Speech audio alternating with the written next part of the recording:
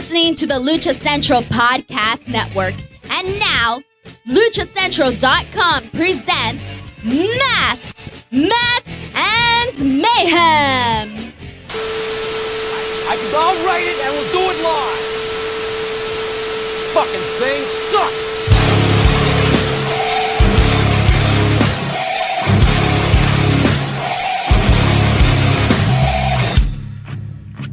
Welcome to another edition of Masks, Mats, and Mayhem. I am your host, Justin Outlaw Harvey, and you can find me on social media at JustinHarvey75. You can find the entire show on social media at M75, and that over there is at Byron Fever. Catch it. I forgot the hands again. That's you. Look, one of these days. I'll get it 2 weeks in a row. Trust Look, Byron, I'm going to start off not hot. I'm going to go right to something because I don't like it. And I want to, first of all, I'm going to absolutely send a personal message to Melissa Cervantes. Not Thunder Rosa. Don't care about any of that stuff. She's a friend of the show, and I want to say get well soon. First and foremost, like all the bullshit, all the wrestling stuff aside, I know what's going on. We can talk about some of that, whatever. And that's all conjecture. That's all fun. That's all nonsense, shenanigans, and this, that, and the other thing. The real truth of the matter is these are real people. They have a very difficult job at times. And don't get me wrong, most of them are really well compensated for it. But she is legit injured. And we really hope that she has a safe and speedy recovery. All of that situation, first and foremost, no bullshit, is just handled, that she gets the time to rest and recuperate, that she gets time to get her injury taken care of and looked at properly. And honestly, I feel like she's very, very fortunate, unfortunate in some ways, but physically, for herself, for her family, for the things that are actually important in life, I feel like she's very, very fortunate to be in a company that takes care of their people with medical stuff. Tony is being really good to all of his injured performers, and it has fucked Tony's life recently. Let's be honest. Like, Tony does not want these people to be hurt for whatever reasons. And I don't care what you're thinking out there. It's not Tony Khan's plan for Thunder Rosa to go out right now. Like, even if he does want to change something up, that's not the way that he wants to have to do it or deal with it. He can't get a match out of it right now. That's no good for him. No good for him. It means short time promotion, which they do enough of as it is, which he, poor guy, had a decent build going for a storyline again with a champion again. And it kind of gets pulled out from under him. But the real deal is this. If anybody knows Thunder Rosa, of all the backstage rumors and all the crap going around this week, whether you like it, dislike it, think it's accurate or not accurate, whatever, I will say this. It is 153,000,000% absurd to think that in any way Thunder Rosa, of all people, would ever go along with an angle that was pulling her from anything for being injured or whatnot, or that she would fake an injury or anything. This girl is crazy, y'all. Look at her MMA fight. Look at the pictures from her coming out of her last MMA fight. And here's the other thing that I know for a fact. She was fully planning on wrestling this past week. The doctors pulled her. The doctor said, "No, I'm sorry. You can't. You can't do that." And I'll tell you what she's mad about, from what I know. She's mad that they're going to have to put her on a no-fly list for part of her time, her recovery. Because even if she's out with an injury, she still wants to be going around and doing other stuff. She wants to go help people in Uvalde. She wants to go do benefit stuff in Uvalde, which she'll probably still be able to do because I think she can get there safely without injuring herself. She wants to record music. She wants to, do a whole bunch of stuff. And she... like spend time with friends and family. She can't even really do that on her forced vacation. You know what I mean? Because she's on a no-fly list for medical, because it's jarring for the back. It's not good for the back. So anyway, I'm starting off right there. First and foremost, and Byron, we can talk about any of the stuff. We can talk about speculation, the rumors, this, that, and the other thing. Some things I will talk about, some things I won't. I won't divulge personal information about certain things. But for Thunder Rosa, this please get better. Come back strong, come back healthy. Have some fun with it. Like the run has been great so far, and controversy or no controversy, people are still talking, people are still buying it. It's still getting interest in the business and the sport. And I believe that the women's division at AEW has gotten very strong recently. In fact, I honestly think that the women's divisions at all the companies right now are on fire. And I've been watching some Impact and stuff too. Like, there's no jokes going on over there with Bailey and Dakota and Io doing their thing. There's no jokes there. Raquel and Aaliyah looking good over there. And at AEW, oh my God, you want to talk about potential of what you've got going on there now, especially with Tony in the mix and Ruby. And, you know, there's some women that can go at AEW. And it's like, I'm still excited and Thunder out of the mix, but, you know, shit happens. And the point I'm going to make too about the fact that she's fortunate is that wrestling now, and listening to a little bit of her thing on Busted Open, it's like, if you listen to what Tommy Dreamer went through, and Byron and I were talking about this earlier, this was like, holy shit, there was no medical. Paul Lee, you were lucky if you actually got your check. And that Paul Lee was trying to get anybody hurt, but it was like to get noticed, they had to do a much crazier style. Like, it was important to the brand. You had to. And to get paid, you had to work the show. There was no, sit out and get paid. There was medical to get fixed. In ECW, it was hard enough to get paid if you actually worked the match, let alone try to get a paycheck if you were injured. And Tommy was doing other stuff for the company, and luckily he's one of the guys that Paul Lee made whole at the end of the day and to continue his legacy, but he had terrible years there. And also medical science, thankfully, finally caught up to Tommy and helped him. And he's actually still gone out in the last couple of years and bumped a little bit and done stuff. Like, he shouldn't be walking. But thankfully, Mel has a chance to actually get healthy now at an earlier stage in her career, at the right stage of her career, so that she can have a good run. And she's not going anywhere, people. That's all I will say about that. Like, Tony's hitched his wagon to a lot of people, but she's one of them, and she's not going anywhere, guys. She's in AEW. She is elite. She will stay elite. And what Tony does with storylines is what Tony does with storylines. And we know that he needs help with that stuff to a certain extent. Now, I will say this. I know Thunder Rosa. We know Thunder Rosa. We talked to Thunder Rosa. I do not know Britt Baker. I cannot speak to Britt Baker. I cannot speak to any truths about Britt Baker. I can't pick up my phone and call Britt Baker and get accurate information from her. So, anything that comes from me about Britt Baker is speculation or secondhand from somebody who heard it or about Britt or whatever. And there's plenty of people I've talked to that are backstage at AEW. But I don't know, for me, if it's appropriate to even comment on it, because I mean, all it is rumors and speculation as far as I'm concerned. I don't know that she has intentionally done anything wrong. I'll say this, by the way. I've been a fan of Britt's work. I've liked a lot of her in-ring stuff. I thought she was a good heel. I especially liked that period of time where she had the show going. The little Piper's Pit-esque thing that she had going on, and I thought that was really building her character. But we said back then that she needed Thunder Rosa, that Thunder Rosa and her, if they did the program a certain way and made it a really long, almost 2-year program, which is exactly where we're at right now, where Britt got the rub to start, and then Thunder Rosa crept up slowly behind, and then finally she got the big win. Like, it's the one storyline I can honest to God say that over time AEW has played out exactly the way that we thought would work, that we recommended, that we saw. And I think that, and I don't know that Tony ever listened to us or heard anything from us, but I think he saw what we did.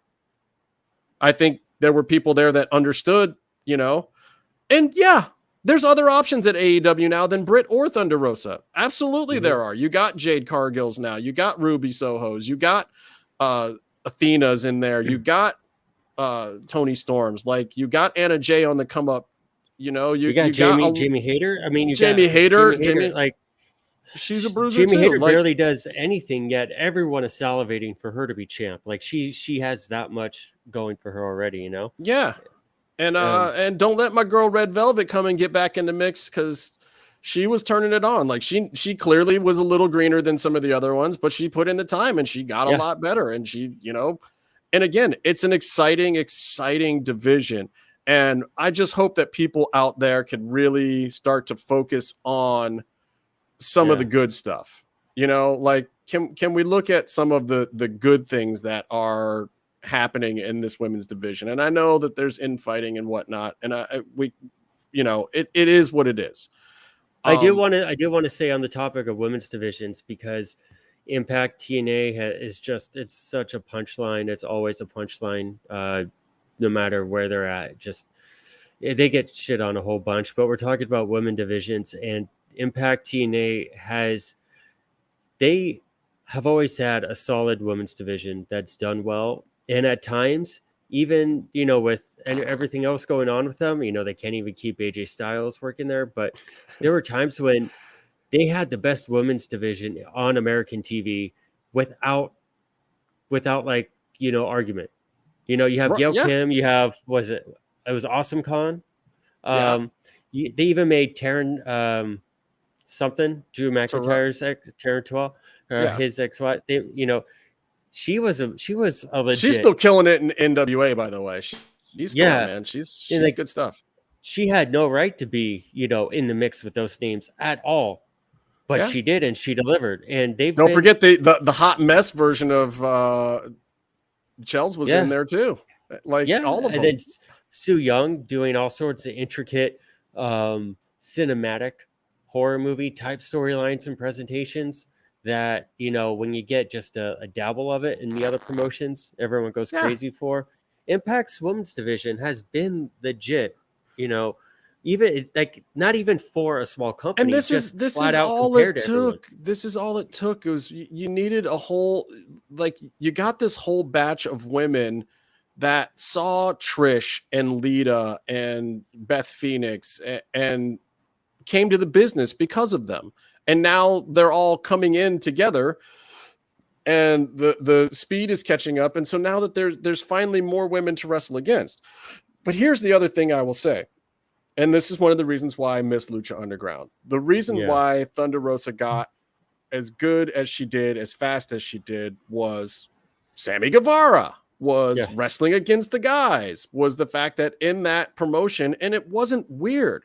Like, a woman could lose and get beat up, or she could win. And it wasn't about the fact that she was a woman at all. Yeah. It was about the fact that she was a character with a storyline that made sense. And the next person on the list of the person that makes sense is so-and-so. Like, Thunder Rosa was over there and had a huge faction, you know? Yeah. Metalsaurus, Drago. Like, come on. You know, she had top guys with her. Daga. Yeah, like, the zipper guy too. Oh, I don't. By the way, I don't mean that like what Casey would say it. I mean, no. We mean the guy who couldn't get his MVP suit. And you think they would have tailored it after they fired him? You know, but whatever. Apparently, it was still fitted for MVP's chest, for all his chests. He's a muscular dude, but Big Bad Steve wasn't filling out that. Not to. I'm sorry, I didn't mean to blow it for anybody. I'm sorry. Crotch is a little loose. When MVP had to hand it off. Look, but you could. Big Steve never complained about that part of the costume. That's all I'm going to say for Big Steve on his behalf. Oh wow! I know that's gross. Wow. It's. But you could go back to when Mel was on Jericho's podcast, and you could tell, you know, they didn't know each other, and you know, she was obviously not really on Jericho's radar until, you know, he looked up anything about her, and she talked to him like one of the guys, and she talked about her past and her training mentality and her actual training. She trained with the guys. She trained in like the main class. She didn't stay away from that and only train with women. And that you could hear in the podcast, like Jericho perked up a bit. Like that's what he grew up on, right? For better or worse. But like that's what he could. That's old school. She's old school. And here's a hot take for you. I do not disagree with the Shawn Michaels comparison. In fact, I almost wonder if that was not cribbed from a conversation that I had last week. And it's not necessarily in a good or a bad way. If you think back to that initial title run of Shawn Michaels, it was received in a mixed light. Like, first of all, WCW was kicking ass with the whole NWO thing, so it wasn't great in that regards. Second of all, Shawn Michaels was still a pretty boy baby face with the long rocker hair, and that was it was kind of dated already at that point in time. Like, it came back into style shortly thereafter, but that was not a time when hair metal was cool, guys. It was not. Like, if you listen to Poison, you were not okay at that particular era. Like, Korn was the thing. Like, and like in wrestling, when you saw the moment Kevin Nash lawn darted Rey Mysterio into a trailer, that was the end of squeaky clean baby faces for like a decade. And that's when they decided to put the belt on Shawn Michaels. So it was very mixed in its reaction. There were people backstage that it didn't have anything to do with Shawn, but they were just like, I'd rather have that spot. One of us could do better with that spot, and people really questioned it. And Vince stuck by it for a while, and it didn't do great numbers at first either. But now, if you look back at the history of it, all that shit is in every highlight package for the guy. It's a celebrated part of his career. Like, now he's a living legend, and the greatness is seen after the fact, because like me and Byron weren't even watching WWE. Like, I wasn't going to watch Shawn Michaels. And I got to tell you, like, for better or for worse, Thunder Rosa has a little bit of that going, of like, there are people who see the greatness now in its time. And then there's other people who I think are going to see it after the fact. And like, I don't have any reason to believe from Thunder Rosa's side that she has any issue with Britt. So I hope that they keep wrestling to the extent of, it's a great rivalry. It's gone on for a long time. It's one of the few rivalries in AEW that you could cool off for a year and bring back out of nowhere. And people are going to be like, oh shit, here they come. They're going to do some stuff, y'all. They're going to get crazy. Like, it's going to be that almost every time. They can feud for their whole careers. So I think that people are going to look back on it fondly, just like now they look back on Britt's run fondly. But when she was doing it, there was talk then. There was issues and this, that, and the other thing and blah, blah, blah. Like, you're always going to have that as a newer champ that isn't one of but how do fucking people think that top guys get made? Yeah. Like, this is how they get made. Belts are there to lift up the division, to lift up the people in the division and make them credible down the line, to give them a chance to show their greatness, to give people a reason to be invested in them after they're not the person with the belt. Like, not every champ draws big money right off the bat. It's just a fact. It just is. Yeah. I mean, you could clearly look at Hangman's his run. And that, to me, was very obviously like, that was just his first one. Yeah, that was a push run. It was a push run. His legacy run. That was he's being made into a champ, into a main event caliber talent there. And he had the run that Mox has had recently, where you're just giving him a lot of barn burner matches. You're not focusing on the story so much, but you're going to have him put on entertaining matches to kind of like cement that he's selling tickets to these shows, and that's it. And then he's gonna, the next time, could be more of a legacy, more of a character sort of run. But that's just, some people grow into it like that. That's just how it is. Right. And so the point is, like, look, if Shawn Michaels, one of the greatest of all time, like, he's in the top 10 for sure on most people's lists. Yeah. If he can be feeling that, Thunder Rosa and Britt are going to be feeling some of that. And hopefully they grow into the same kind of legacy that he did, that they have long careers and stay healthy. Like, this shit is important. Like, let's get her healthy, and then she can get back in there and show everyone what she's got. And I think there's a lot of options for her storyline wise that are viable. I think you leave her at the top for a little bit, and then maybe you do a tag thing with her and Tony, and you still have heat on it for a long time. Yeah, I think it's now you see Rebecca's trying to get a rise out of me, right? I posted this comment. I can see Britt and Rosa in a 60-minute match easily. So yeah, let's do an Iron Woman match. But she was trying to get me to post this comment. I'll let you read that because it has a dirty. It has the S word in it. Not to bring it to football, but would you really want to have that kind of contact with a Steelers fan? I don't know. I've heard some things about Roethlisberger. Look, I can't even say the word because I'm a Cleveland Brownie all day long. But this town has not been good to Thunder Rosa, so maybe she's a bigger fan of the Steelers now herself. I don't know. I don't know what to tell you. Yeah. I will say this. I was not in my seat for the Brit match at the taping last week. If you go back and watch the tape, I am not there, and it's a good thing because Rebel came out with that terrible towel, and I would have snatched that motherfucker. Play around with them motherfuckers. Come in my house with that goddamn gold and black shit. I popped for that because it was like, at first it was like, oh yeah, that's the rally towel, and then the rest of my brain clicked. I mean, and just to rub it in. No, it's a terrible towel. It's a perfect name. It's fucking terrible. And then to top it off, Raw had to be in Pittsburgh this week. Like, I had enough of y'all. I already don't have a fucking quarterback because he's been out touching on masseuses and shit. Like, it's already going to be a bad year for Cleveland. Like, do we have to have more fucking Pittsburgh? Fuck Pittsburgh. Goddamn motherfucker. But I will say to what you said. Go ahead. To what you said, like, everyone is talking about this. It's every week someone said, the internet's talking about Thunder Rosa. She's great. That was a great Tony Storm match, whatever, or blah blah blah, or like, why is she sandbagging Marina Shafir?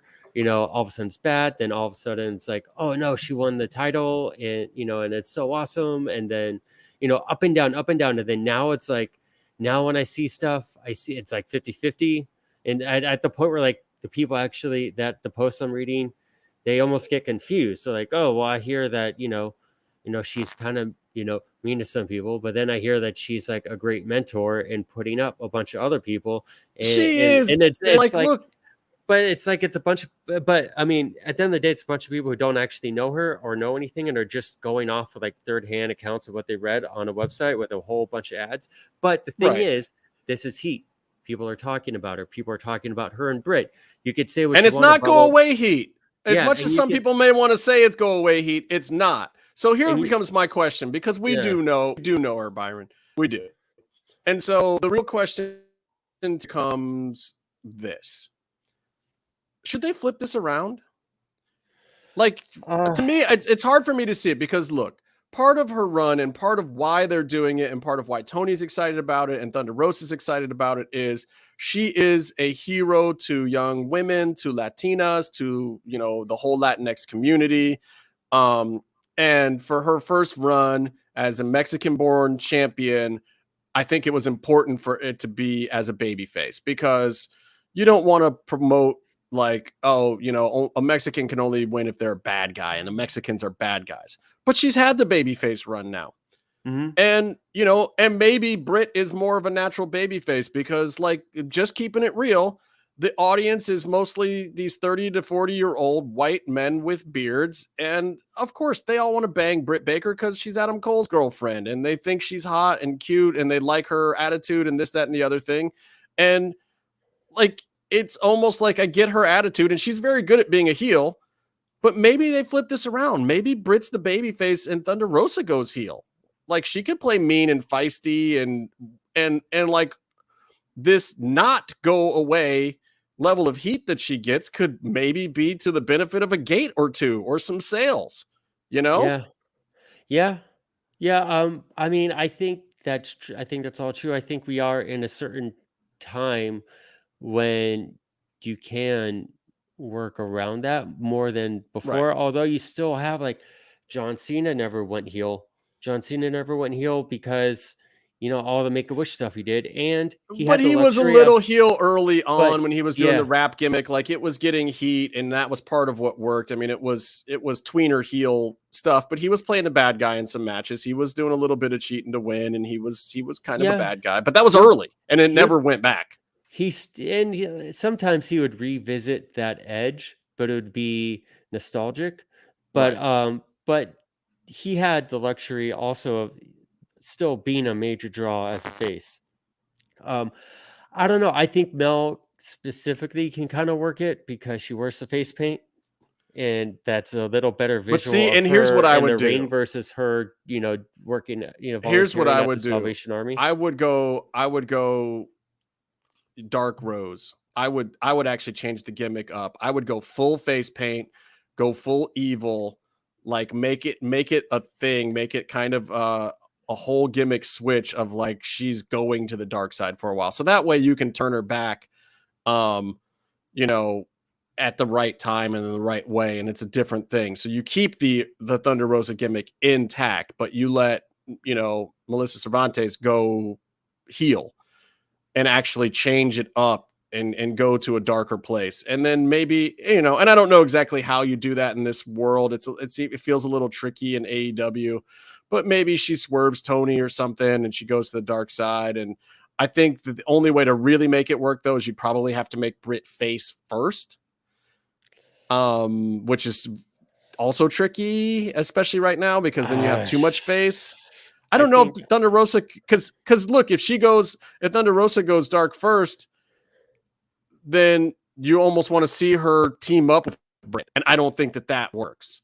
I don't, but I think it is kind of tricky, and I think you can go back to like the Brett Shawn comparisons. Who, by the way, I still think if you were to advertise a Brett and Shawn match today, there would be box office. It would sell tickets, even though both guys can barely, put them, who knows if I paid either money of them to can see even bump, Ric Flair in 2022, right? so I think I'd pay money to see that. So like you're talking about whatever it is, big picture of this Brit, and oh, by the way, team up with Penta Oscuro probably got upset because he was losing on mask gimmick revenue after each show, and he's like, I don't have a mask to sell after the show. This doesn't work for me, boss. Yeah, exactly. Like I can't keep wearing the same mask, guys. This isn't gonna work for me. Yeah, but it's like a big picture is, Mel or Thunder Rosa and Britt, there's heat. To quote Bubba Ray Dudley on his dumb radio show, it's all about the heat, right? It is. So it's they there. have it. The interest is there. That's half the battle. We can argue over sides. We can argue over what the other person should think, which side the other person should be on. You should be on my side. I'm right about this, blah, blah, blah. Right. But the big picture is we're both paying money for it. We're both sucked into it. So good for both of them. I do think it's tricky because I think you have someone like Bret Hart who can go face or heel. He could kind of do that with his character. But you have someone like Shawn Michaels who kind of was evolving into sort of a slimy twerp. Right. And it was great, but that's harder to pull into the baby. But here's the thing, though. I think that Britt can go face anytime they want. They just have to let her play to the crowd on purpose, and then play her, Steve Austin-esque type angles against the other side. That's she doesn't have to change her character much, and she's a face. And then Thunder Rosa, you just have her do a traditional old style swerve, but then I think you change up the paint and the gimmick and everything, and you Demon Balor it. You give her another thing. Here's the moment is already written. It basically Thunder Rosa has to power drive Texas power driver Dustin Rhodes on the concrete, preferably in the Sportatorium. Wait, and you know how tall Dustin Rhodes is? And then she has to take his blood, because obviously he's juicing, and paint the new mask on her face with it. Okay. I don't disagree with any of this except for the pile driver part, because when she turns that 6'6" dude upside down, his head's already going to be touching the ground. Yeah. She will have to turn him over and then hoist him up like 3 or 4 times. Some sort of like push up. Yeah, he's gonna have to be crawling backwards up her. There's gonna be no. I just don't see that part of it. Like, can she push him off the side or something? Does it have to be a pile driver? It's gonna be a Mexican destroyer, and I think that he's okay. Been given that bump so many times, he Okay. can give it to someone else now. All right. Sammy Guevara and Eddie Kingston. This one is just funny to me because, look, Eddie played this the right way. Is all I'm going to say. Eddie, if you don't know, Eddie jaw-jacked Sammy Guevara after getting called fat. But here's the thing. Here's the thing for both of them. And then I guess I should tell the end of the story first because it kind of unfolded backwards for almost everybody involved.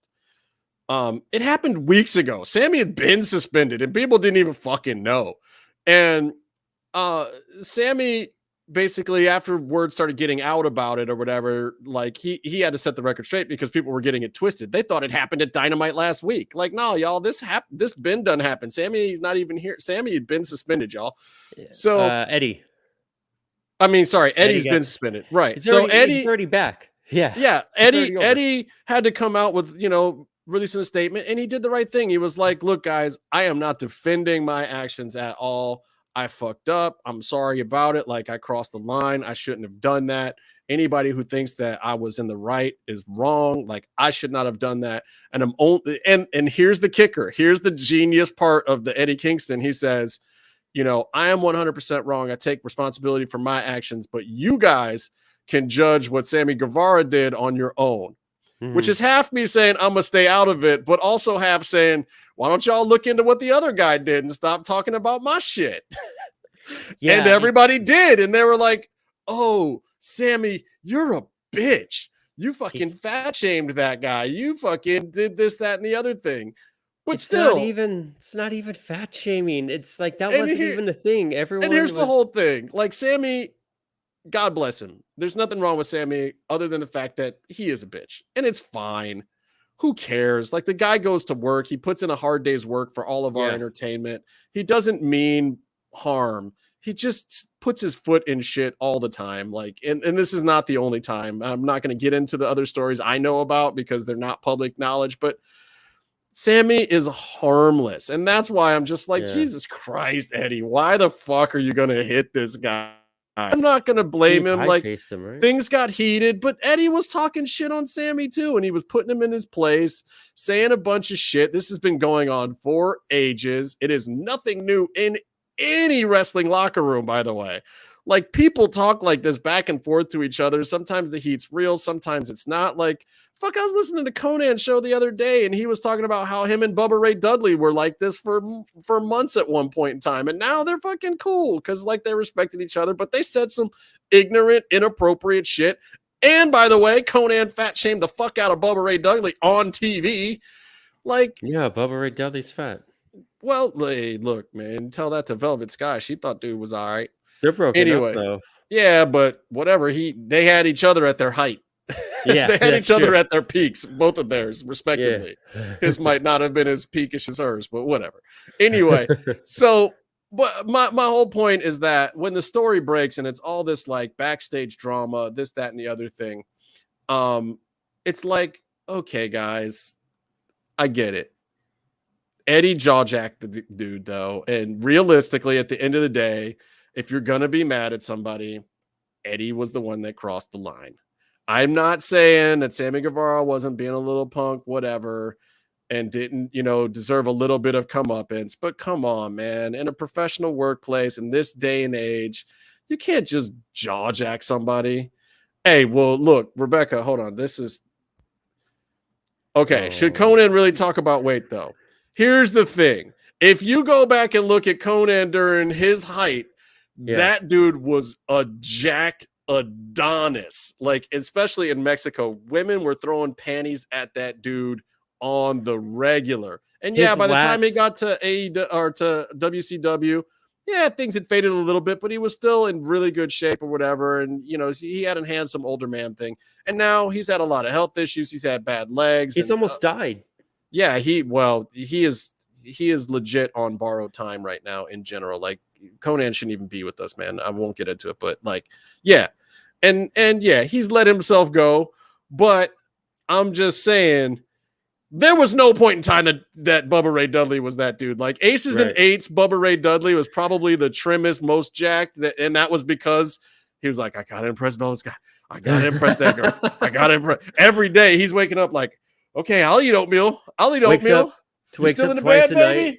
I'm making oatmeal. Wakes up twice a night to like drink protein shakes, do cardio. Yeah, I got broccoli and sit-ups, baby. You stay in that bed. Yeah, I mean, like, Bubba's no fool. What if you look up old Conan? His lats are probably bigger than Sammy's whole body. I mean, dog, if I had a 4-year period of my life where I looked like that version of Conan, I'd be happy with it. I'd be happy to go fade into the sunset in whatever shape they would allow me to still be on this planet in. You make your dating profile, you use the picture from that one day that you look really lean. He should be used. His Tinder profile to this day should still be the picture of Conan before he put on the first mask. Like, if it's that Conan, you go Conan El Bavaro, whatever. Yeah. I mean, my take on the whole thing is like, okay, Eddie got hot.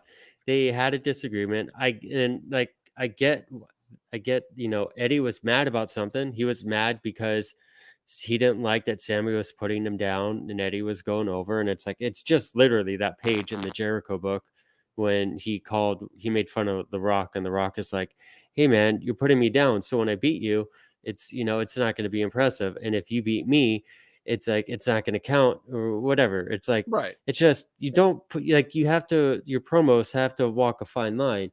And calling Eddie, and by the way, calling Eddie a fat fuck in a promo is it's lazy.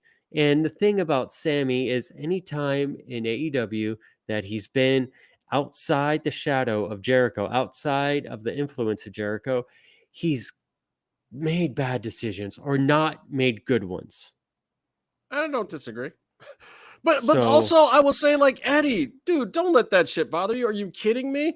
You know, you are a champion for the regular dude, for the barroom brawler kind of looking guy. Yeah. Don't actually be a barroom brawler. Like, I get the on-site thing. I get it. And he's really a tough dude. He's a tough, mean son of a bitch. And he's not the guy that you want to meet in a dark alley. But at the same time, be the champion of that, man. Be the guy that's like, look, man, I can go out and draw money. I can look like this and draw money because people believe my character, they believe my work ethic, they believe what I do out there. My promos are fire. Like, and Eddie should be looking at it like, if I had Sammy Guevara's body, fuck, I'd be the top guy in this company. What are you doing, Sammy? Are you the fucking top guy? Because, like, if you had my stick skills and my ability to sway a crowd and make them believe in a character and the body, you'd be at the top, right? Or would you? Could Sammy pull that off? No. Because Sammy doesn't have it like that. And so Eddie should just chill out. Like, dude, you're a made guy. I see what I see, and it's a little bit colored in by or influenced by, like, something I read, how Eddie picked Sammy out for the program. And it was kind of a thing because not many people are wanting to work with Sammy. And, like, I'm not breaking news. I don't know if that's true or not. That's just kind of like, it's what I read. And that ties into, I could see how Eddie would be more invested, and then he could be more invested in seeing Sammy, like, mess up, and then he could try to talk to Sammy in his own way, which may not have been the right way. And when Sammy doesn't take any kind of criticism or direction or like, hey, or doesn't respond, maybe he responds to, like, the emotion of what Eddie is saying and not the facts of what Eddie is saying, and eggs him on. Like, Sammy did not try and make the situation better. He didn't. You know, and I don't think again, like to what you said, I don't think he's a bad guy, but I also think that he's kind of just, like, blind to how he is. Like, throughout this whole thing, Eddie had a bit of a journey and messed up and got punished and said, I'm sorry. He also, like, still is upset, but he's like, end of the day, beyond everything else, I put my hands on someone. I messed up. I was in the wrong more than anything else because I did that. Meanwhile, Sammy Doesn't seem to have like heard anything that was said to him. Doesn't seem to understand any faults of his own. And at the end of the day, I think Sammy is worse off because of this. Because if I'm dealing with Eddie and Eddie fucks up, Eddie's going to make it right. Eddie's going to understand. And Eddie's going to also know what he is doing to fuck up. And he's going to try not to next time. Sammy is just it's just more trouble than he's worth at some point. And he's worth a lot. He's great in the ring. And look, at the end of the day, it's like those two shouldn't want to be feuding with each other because it's not a matchup that makes either of them really look good. So I get it to a certain extent.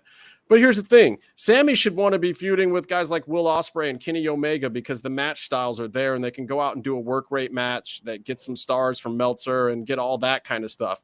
But you know what? At the end of the day, guess who's more likely to get that match? It'd be Kingston. And that's where Sammy's fucking up. Like, oh, it's the first time for everything. There's a first time for everything is what it says. You are 100% right there, Byron. Thank you, Godsey. Yeah, okay. We can just take that off the screen now. The background. Let's just take that away now. We don't need too much of that. Anyway, I think it's funny. I want to move on to another topic real quick before I get into some of the things that actually happened on some of these shows. And I'm not going to cover all of them because I watched everything, but I'm not going to hit everything this week. So I got to get to the WWTKD moment of the week of the what would Tony Khan do? Because Triple H versus Tony Khan is very, very real to Tony Khan. I don't know if Triple H cares or not, but here's the speculation, and here's what I'm hearing from people, and people have some fun with this because none of this is gospel, but it is kind of fun to think about what's going on with these guys, and people are starting to talk. That first of all, Triple H has something to prove. Yeah. That he's got a little chip on his shoulder, and it's not directed so much at AEW. It's directed at the fact that AEW was part of why he lost his spot at NXT. You know, Nick Khan's doing this whole thing. They're on this whole program. They're on this train, this Nick Khan ride, and Vince is in it. And basically they take a look at the numbers and what NXT is doing. And believe it or not, guys, this is still the case. For all of the good that Triple H does, for as much as he understands and makes entertaining wrestling that the more AEW crowd likes, it wasn't financially sound. It just wasn't. The ratings that NXT gets now with clearly inferior talent that, and I don't say inferior to be bad, but they are developmental talent for the most part. You know, there's a few bigger names and a few more experienced guys down there, and a lot of it is pure development. But what Triple H was doing is he was bringing in Japanese players. He was bringing in the top levels of indie performers that he was having to pay more. And some of them weren't even on the regular developmental contracts. They were basically getting like main roster type contracts just on the lower end of a main roster style contract. And there were a lot of performers in NXT that had those, like the Adam Coles and even Karrion and Keith Lee and some of these other guys that came in real fucking hot. And it didn't make sense financially because they're getting the same numbers right now. Yeah. They were able to cut expenditure on talent in half and still get the same numbers. So as much as everyone says Triple H was right and NXT sucks without him and this, that, and the other thing, guess what, guys? Tony or Nick Khan was right also. He just was. But that left a chip on Triple H's shoulders of, because of AEW, or the thinking is that because of AEW, Triple H got ousted from his own show.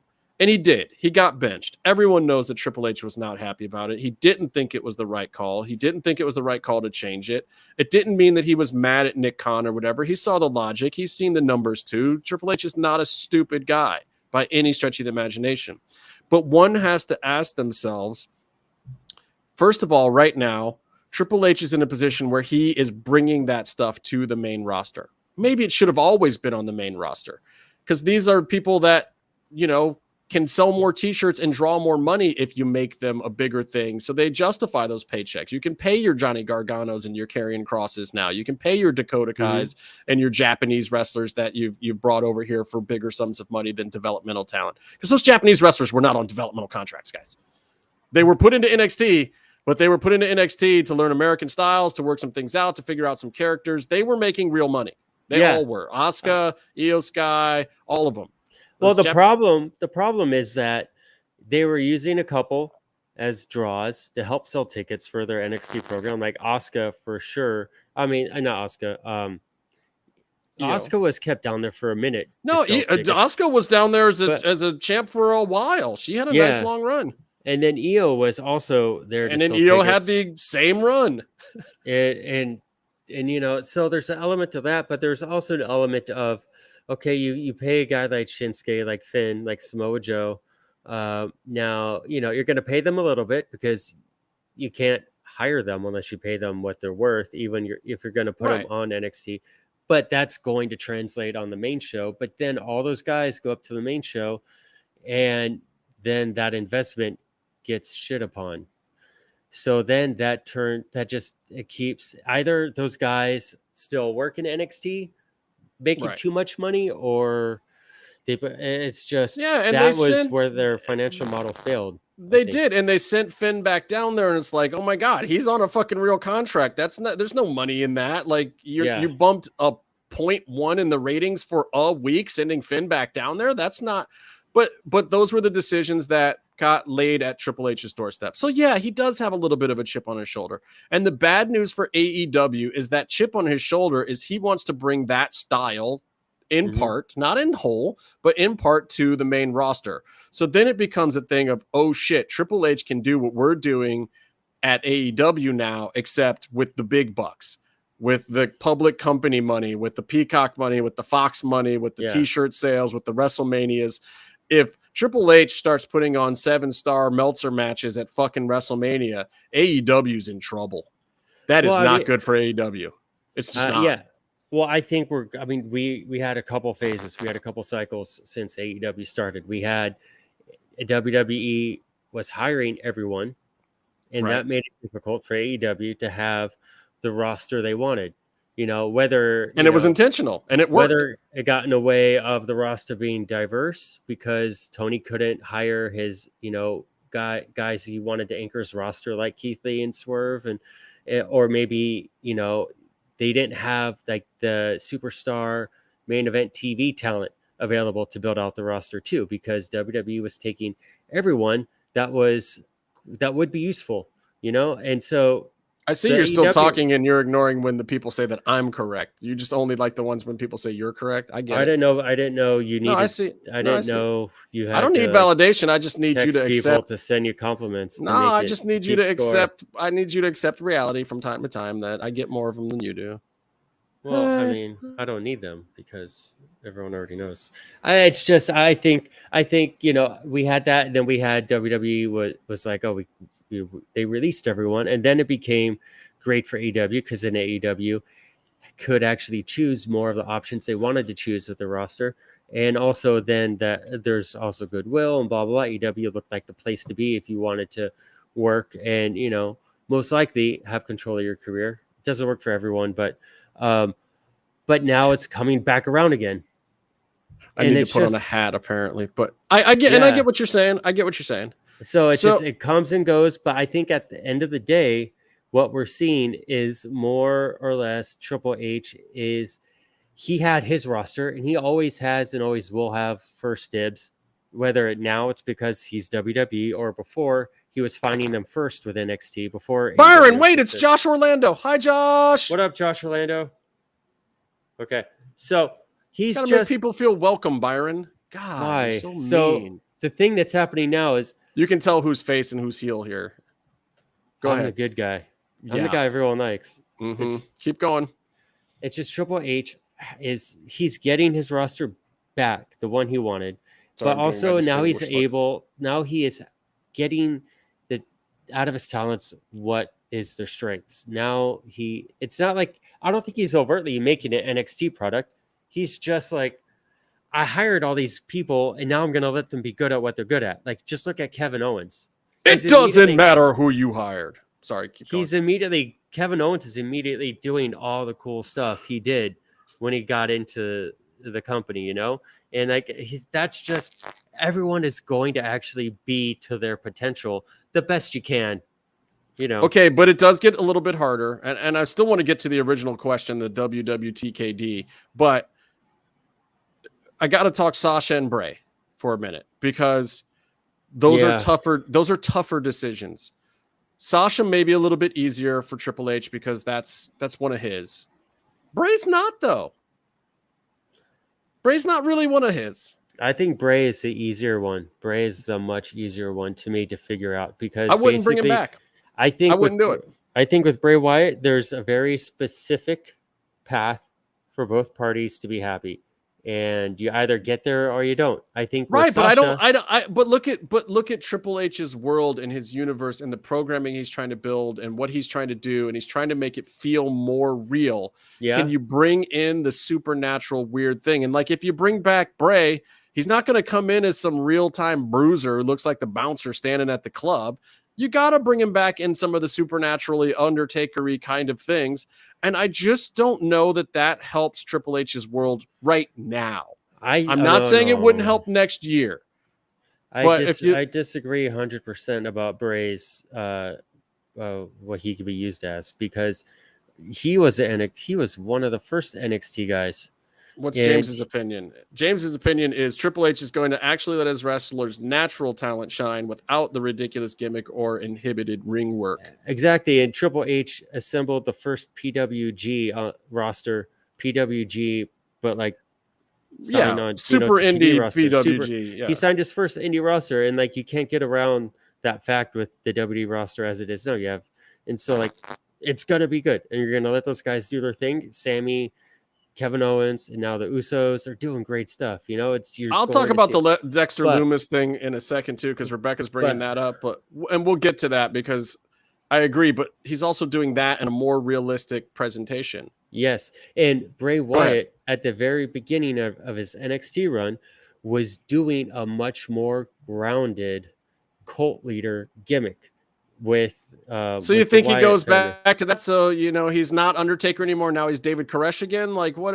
I mean, the thing is with a guy like him and with the creative minds that are available in WWE, I don't know if you go backwards, but I do know that he was effective like that, and maybe they could find a new way to do something that wasn't so bells and whistles-y.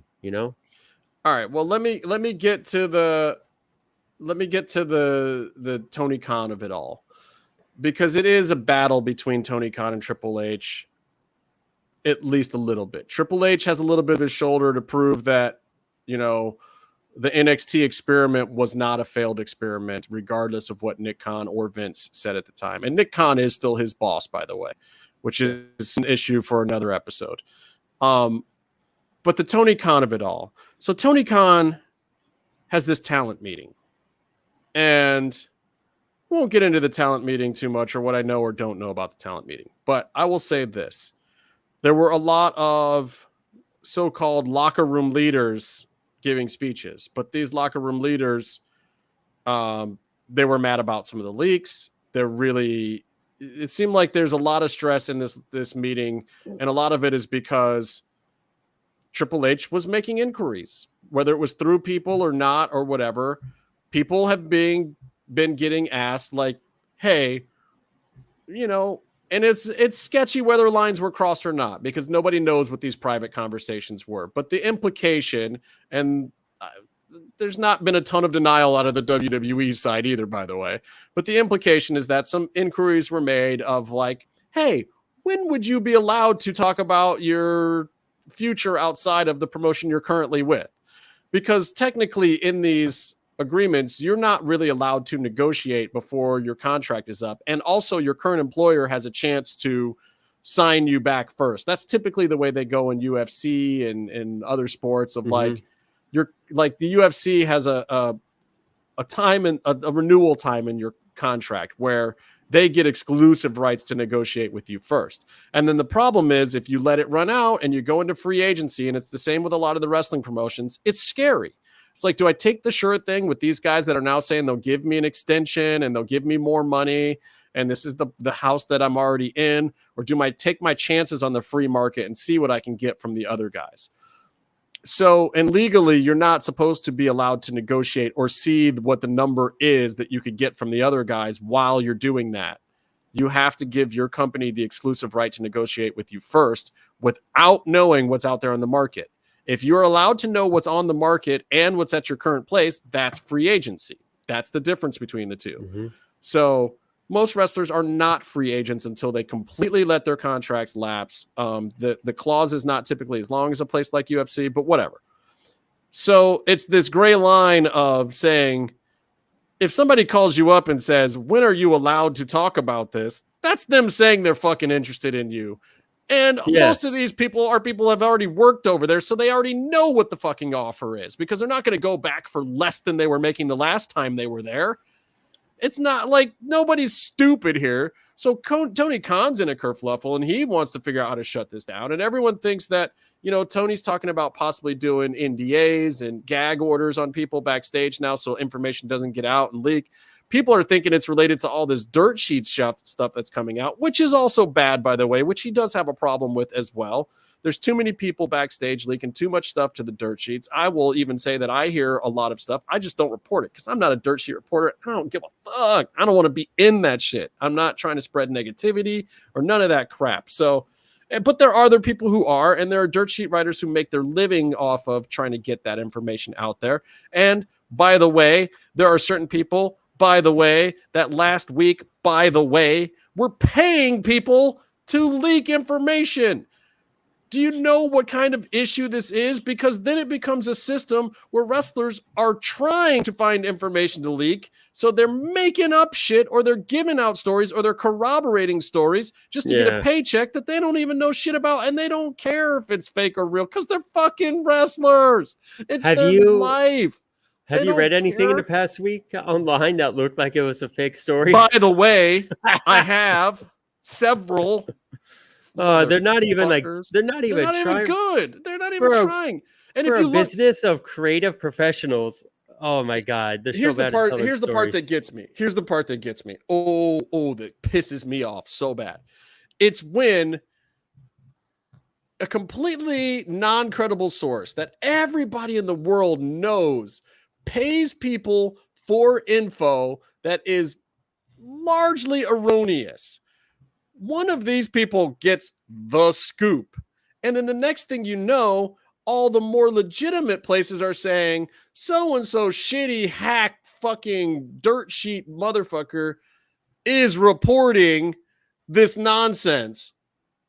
And that's how they get away with reporting the nonsense. And then it just spreads like wildfire to then the next thing you know, all of a sudden Dave Meltzer, who's normally pretty credible, is saying that, you know, and in this case, I will say this, Dave did dispel several of the things, which thank God he did, because sometimes it's like it's got to get all the way back, all the way up the ladder, and somebody at the top of the ladder is gonna be like, guys, come on, I'm not printing this shit too. I'm gonna go and talk to 2.5 people who are the actual sources, and then just get rid of it. You know what I'm saying? Byron, translate, please. Yeah. Venimos del show de Cristina. So venimos means we're talking about something about the Cristina show. You're supposed to be the one who speaks Spanish. Didn't you and Casey start this whole show because you guys took Spanish class together? Well, yeah, I mean, were we paying attention? Anyway, thank you, Gonzalo. So, Gracias. Yeah, I super duper hate it. But Tony does have a little bit of a problem. I don't know if he's going to do an actual gag order or not, but from everything I understand, this talent meeting was just a bit comedy. It was like all the names that you would expect that are maybe have executive positions in Wrestle in the Ring, and maybe are Chris Jericho, and maybe it's like the so-called locker room leaders. And the funniest thing is, after this whole week and all this just back and forth trash talking and people just dragging each other, and even the Will Ospreay thing that came out, which I'll talk about in a second, like, Chris Jericho is trying to tweet rainbows of positivity out of his ass to get everyone in a happy joy place. In what world is that Chris Jericho? I'm just like, Ich spreche Nihongo. Right. That's my mixed metaphor for the day. This is Ah, time to do wakarimasen. Nihongo, whatever Nihongo is. Japanese, But fool. We're this the only is funny. place that calls it Japan. Yeah. EVPs, look, let's be realistic. Well, the the Bucks EVPs have honest been don't leak. But notorious. they don't leak. They kayfabe. They publicly kayfabe bullshit. They promote themselves through Meltzer. Correct. But that's approved by Tony also. Like stuff getting out about, The meeting as soon as the meeting happened. and the fact that, the meeting information got out, and let me say, I was one of the last people to know about the meeting. I had to once it was already out, I had to fucking go and confirm some shit. But I was not the first person that got a call after that meeting. So, and I was at the event too. So there was no, I was busy. I was trying to enjoy, you know what? I picked the wrong day to sit front row out in the front, man. I should have been sitting in the back watching on a monitor, because apparently that's where all the real wrestling was going on, and Eddie and Sammy throwing shit, and Thunder Rosa having to give up her title. I was so fucking mad that I got there, and then I hit up Thunder Rosa and I was like, "Hey, what's going on? What's the deal? Are you on the show tonight?" And blah blah blah. And she's just like, "No, nah, bruh." And that was all I got. And I was just like, "What the fuck's going on?" I thought she'd at least get a run in or something. What the hell's happening? Yeah. I had no clue that the announcement was coming at that point in time. I got the story afterwards, but boy, that sucks. Your favorite wrestler on the card, and you're finally there, and you're getting to see 2 fucking shows and a dark elevation. I'm there for fucking 5.5, 6 fucking hours, and they even wheeled Hook out for some extra stuff, brought out a bunch of the stars that, didn't get time, but you saw almost everybody. You got a quick Miro thing. You got a little bit of everyone, except Didn't you for get a Billy Gunn match? Yeah, except for fucking Thunder Rosa is, in the back, and they won't even let her go, because whatever. And I will say that I do agree with the people that said it's fucked up, and the comparison of how much time CM Punk got to relinquish his title and walk away and do the interim thing, and how little Thunder Rosa got. But I will also say, in Tony Khan's defense, and this is no offense to Thunder Rosa, CM Punk's got a better promo. He's got a hotter promo thing, and it's also box office. him giving a long promo has been part of the box office, whereas her doing that has not been. But should she have gotten more time, and should she have been allowed to do it out in the ring? I think so. I think you have Shivani. I think you have Shivani do that with her, but in the ring, and mostly because I was sitting on the backside of that, so it would have been perfect for me. What? I'm kidding. A little. Anyway, it's a squat based business. It's a good outfit. No, I hope her back allows her to keep doing squats. It probably, we'll see. Anyway, oh god, no, that can't be happening. Ratings have dropped to historic low at NXT, apparently, as Ricochet cuts a promo against some guy named Carmelo Anthony. Ricochet's back in NXT. Okay, that's a decent call. I would say, though, that some guy named Carmelo Anthony, no matter whoever the fuck he is probably a more charismatic WWE superstar than Ricochet. No, Carmelo's not bad. And look, again, Ricochet's last promo was good. So I'm gonna have to watch this when we're done and see if this is actually a thing. Oh, I still think. Is this asking me if Fabi Apache should go AAA, or from AAA should go AEW or NWA? What is that asking me? Is it possible that she'll go to AEW or NWA? If she'll leave? Yes. There's a AAA agreement, and she did a AEW Battle Royal a while ago, which was kind of amazing, not in a good way, because she was on their TV presented as just another person.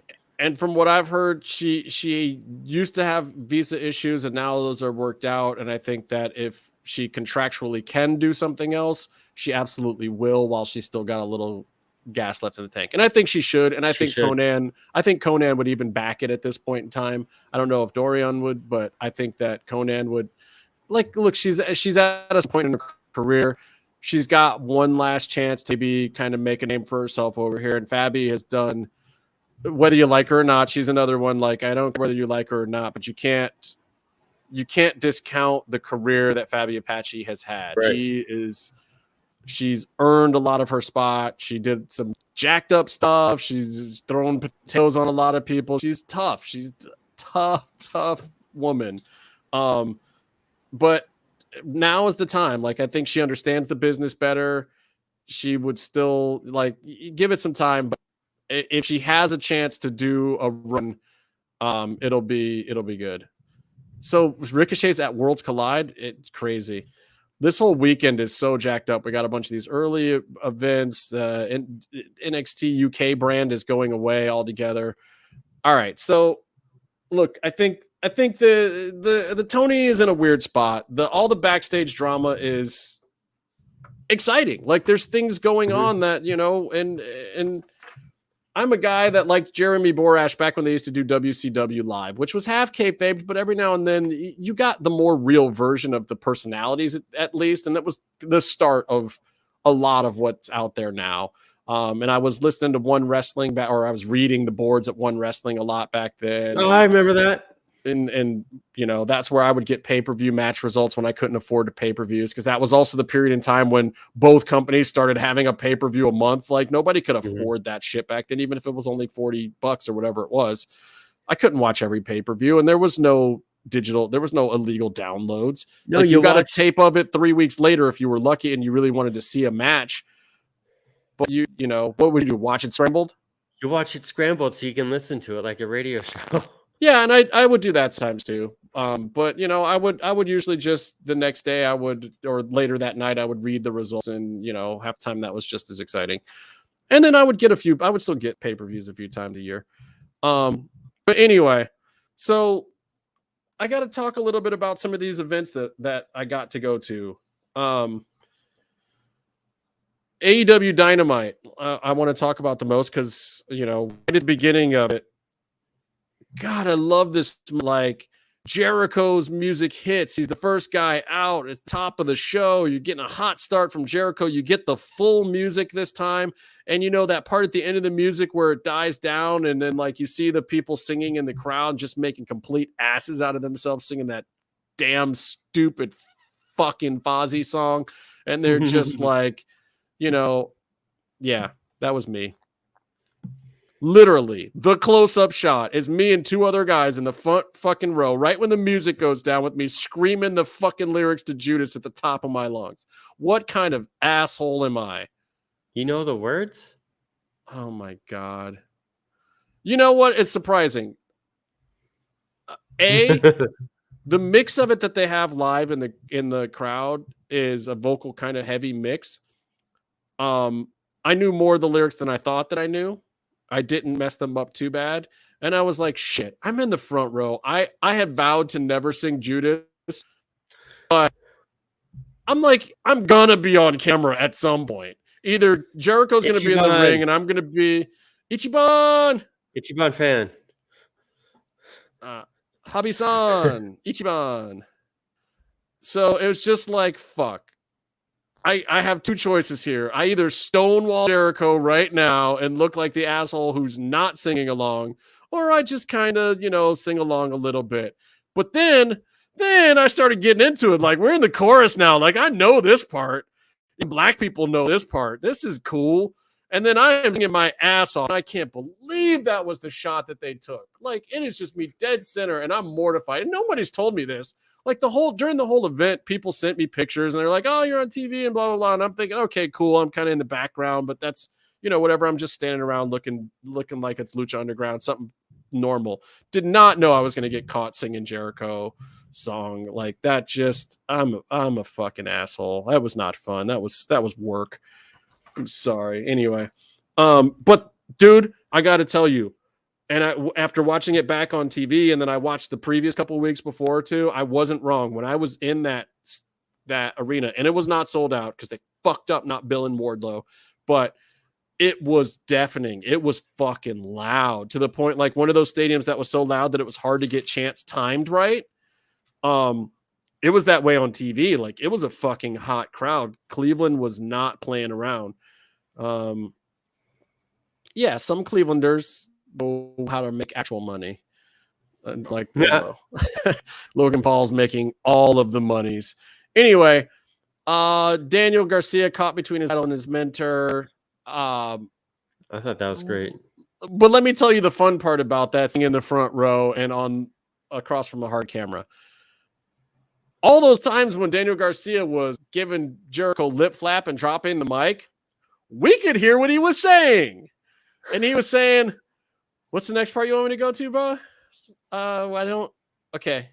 And Jericho's very good at keeping his mouth from moving too much and saying, Danny, go to the part where I'm your hero and he's your idol. And Daniel Garcia is just like, okay, boss, I'm going to do the part where he's my hero and you're my idol now. Oh my God, I was in fucking tears. Like, God bless him for doing it. Like, it was better to do that and not fuck up the promo. But literally, like, every time Daniel Garcia put the mic down, go back and watch it. He's asking Jericho what to say next. He's not lip flapping him. He's not, you son of a bitch, I'm going to tear your new asshole or whatever. He's trying to say it like he's being mean, but he's legit asking Jericho what the next thing to say in the promo is. That's the trick.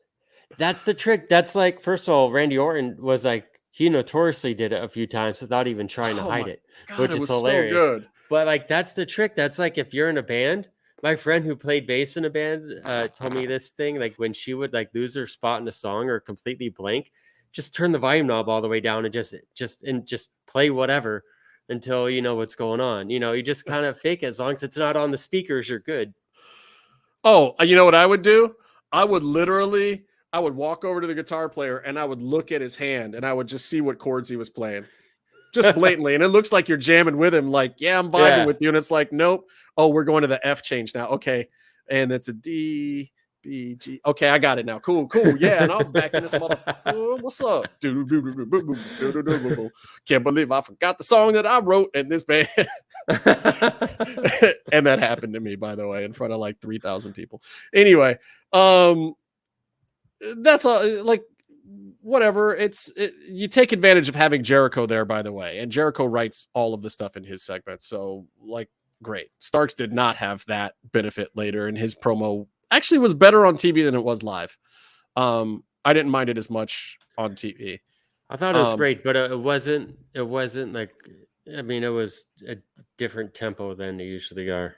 And it was, I thought the who would Stuart Owens say was better thing got a really weird reaction. Like, as soon as he said Owens' name, the crowd did not know how to react to that. It was like, yeah, like you're first of all, don't invoke Owen. Like, that's not okay. You're healing yourself by accident by doing that. And we get what you're trying to say, but nah, Stu, we got the Owen thing. Nah, let's not do that. It's also like, sure, they did the tournament and sure they have goodwill with the Hart family and blah, blah, blah. But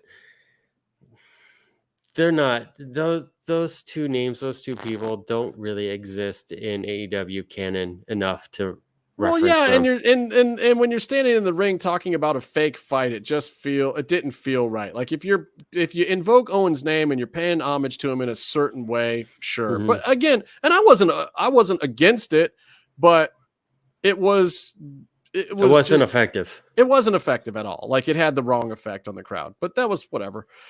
Jay Lethal defeated Dax. Oh my God. That was just a really good match, and it was brutal live. I've seen a lot of wrestling, guys. Those guys did not pull much at all. Like, Dax has a very soft working punch, but that's it. Like, you get in a match with Dax, and what you're going to get is, like, I'm not going to punch you hard. I'm going to do the hold my hand and hit it thing. I'm going to miss completely with my punches. I'm not even going to try to connect. That's the only reprieve that you get, because the chops, the leg kick, he was not leg slapping on some of them, and you still heard it and you were like, oh fuck, dude, Jay, I'm sorry, like I'm not a fan of you as a human being, but you don't deserve that. like oh man, just all, like, that match was brutal. And then Jay started laying it in too, and as much as those are like not the biggest guys in there, when you see like how really muscular and strong both of them are, Yeah. I was literally impressed. Like, it was very impressive. And oh my God, the picture in picture, the ref was telling them, like, picture in picture, guys, slow it down. Nope. They did not care. They were just, they were looking at the ref like, thumbs up, like, we know it. We know we're in the break. It's fine. I'm gonna light this motherfucker up right now. I got a receipt for that move. Like, they just kept going. And they were having fun with it, but it was fucking brutal. Anyway, then we got the announcement from Thunder Rosa. I do want to say before Yeah. we leave, Dax, that it feels like, I mean, it feels like to me, especially ever since Cash's injury, that especially Dax has been going hard to prove himself as a singles. And I know that they are a pure tag team. Yeah, but at the same time, I don't know if this is also like Cash just can't go as often or as hard as he used to, because his arm is probably going to be not 100% for a while, if it ever is.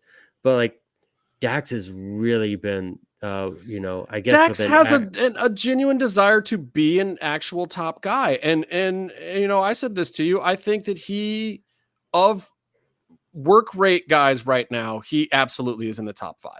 Yeah.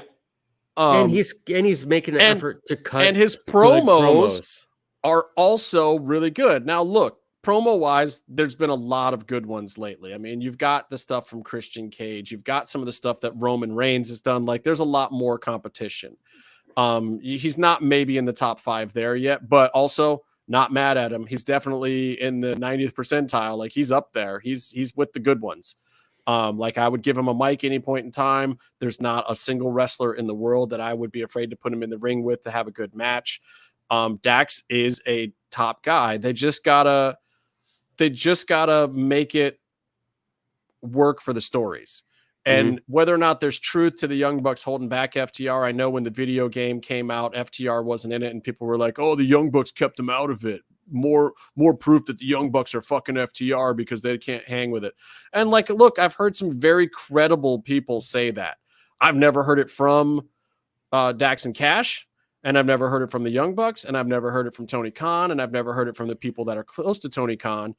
And from everything I ever have heard officially from anyone was that part of the FTR being there was the Young Bucks being excited about them, that the Young Bucks were definitely champions of them. Now, maybe they still want to keep them a peg below. I don't know. I don't know that there's any validity or not validity to it. All I can say is that FTR have done a great job of making themselves great. But I look at it like the Thunder Rosa and Jade thing is like, you've got 2 champions. They're both credible. You want them both to have big pushes. It's like the Bucks were in the program for the real belts, and other people have the real belts, and they're doing a trios thing now. And FTR has every other tag belt in the world.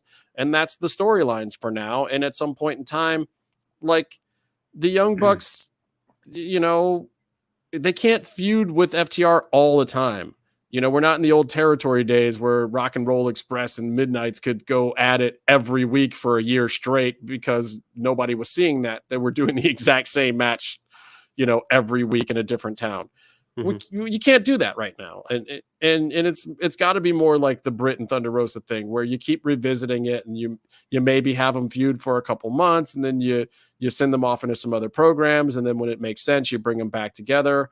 Like, I don't feel like, and maybe this is the whole point, FTR is making it undeniable that at some point in time they have to hold the AEW tag belts. Yeah. Good for them. They will. And it's not bullshit to say that they're the best tag team in the world. There are other ones that are also the best tag team in the world, however, but they're one of them that I believe gets to say that. I believe the Usos get to say that too. I think that they've earned it right now, and they can fight over at this point in time who was the actual best, and both have really strong arguments. They both are work rate tag teams, different style, but the Usos have been under the Vince banner the whole time doing it. And I honestly, that's impressive, because they don't get to just go out there and work in the ring. They have to do the promos. They have to back up the world champ. They have to compensate for the fact that they're full-timers and their, head guy in their faction is a part-timer. Like, they've had a whole different road to hoe, Also, the Usos were in WWE. They worked their way up. They work their way up from being a jobber team to a jobber team that gets to have a bit of an entrance. They do a couple cool things and still lose, and then they work their way up to be like they still were like drama too, and they got through that shit. And they were also like anonymous like twins on WWE TV up until the last few years when they were allowed to have. I actually know which one is Jimmy and which one is Jay now. Like even though they still look very, very similar, I completely in a second I can no, that's Jimmy. No, that's Jay. And that was not the case 2 years ago. Right. Not even partially. Usos have I like you feel if you're a fan of theirs, you feel really good for them because they have worked their way up and through a lot to get to where they are. I feel really good for them because I was not a fan of theirs. Yeah. And now I will watch an Usos match and I know what I'm getting. They've proven themselves. And it's the same with FTR. I was not a huge Revival fan. I wasn't. Like I got it. I understood it, but it was just more NXT, whatever to me. And their pay-per-view matches. And once they came up to the main card, their matches were always fire, but it didn't do anything for me.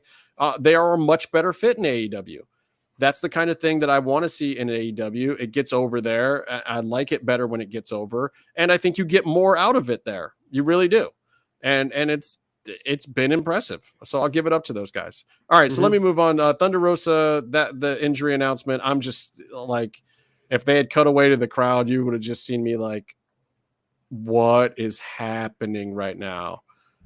And you guys don't even understand because like, Thunder Rosa was excited, like she was going to come to Cleveland. I was going to get to say hi, this, that, and the other thing.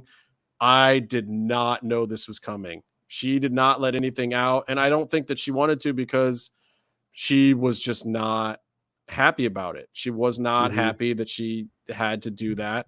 And, from the way I hear it, she actually even offered to step down entirely. It was Tony's decision to do the interim thing. What's good for the goose is good for the gander. And that's just the way that Tony wants to do things. That was not her decision. She's not trying to hold up the division from anything I can tell. Don't get me wrong. I think she's much happier with it being this way, but she wasn't like politicking or campaigning for it to be that way. It was like the blow from the doc saying she couldn't go, I think was enough for her.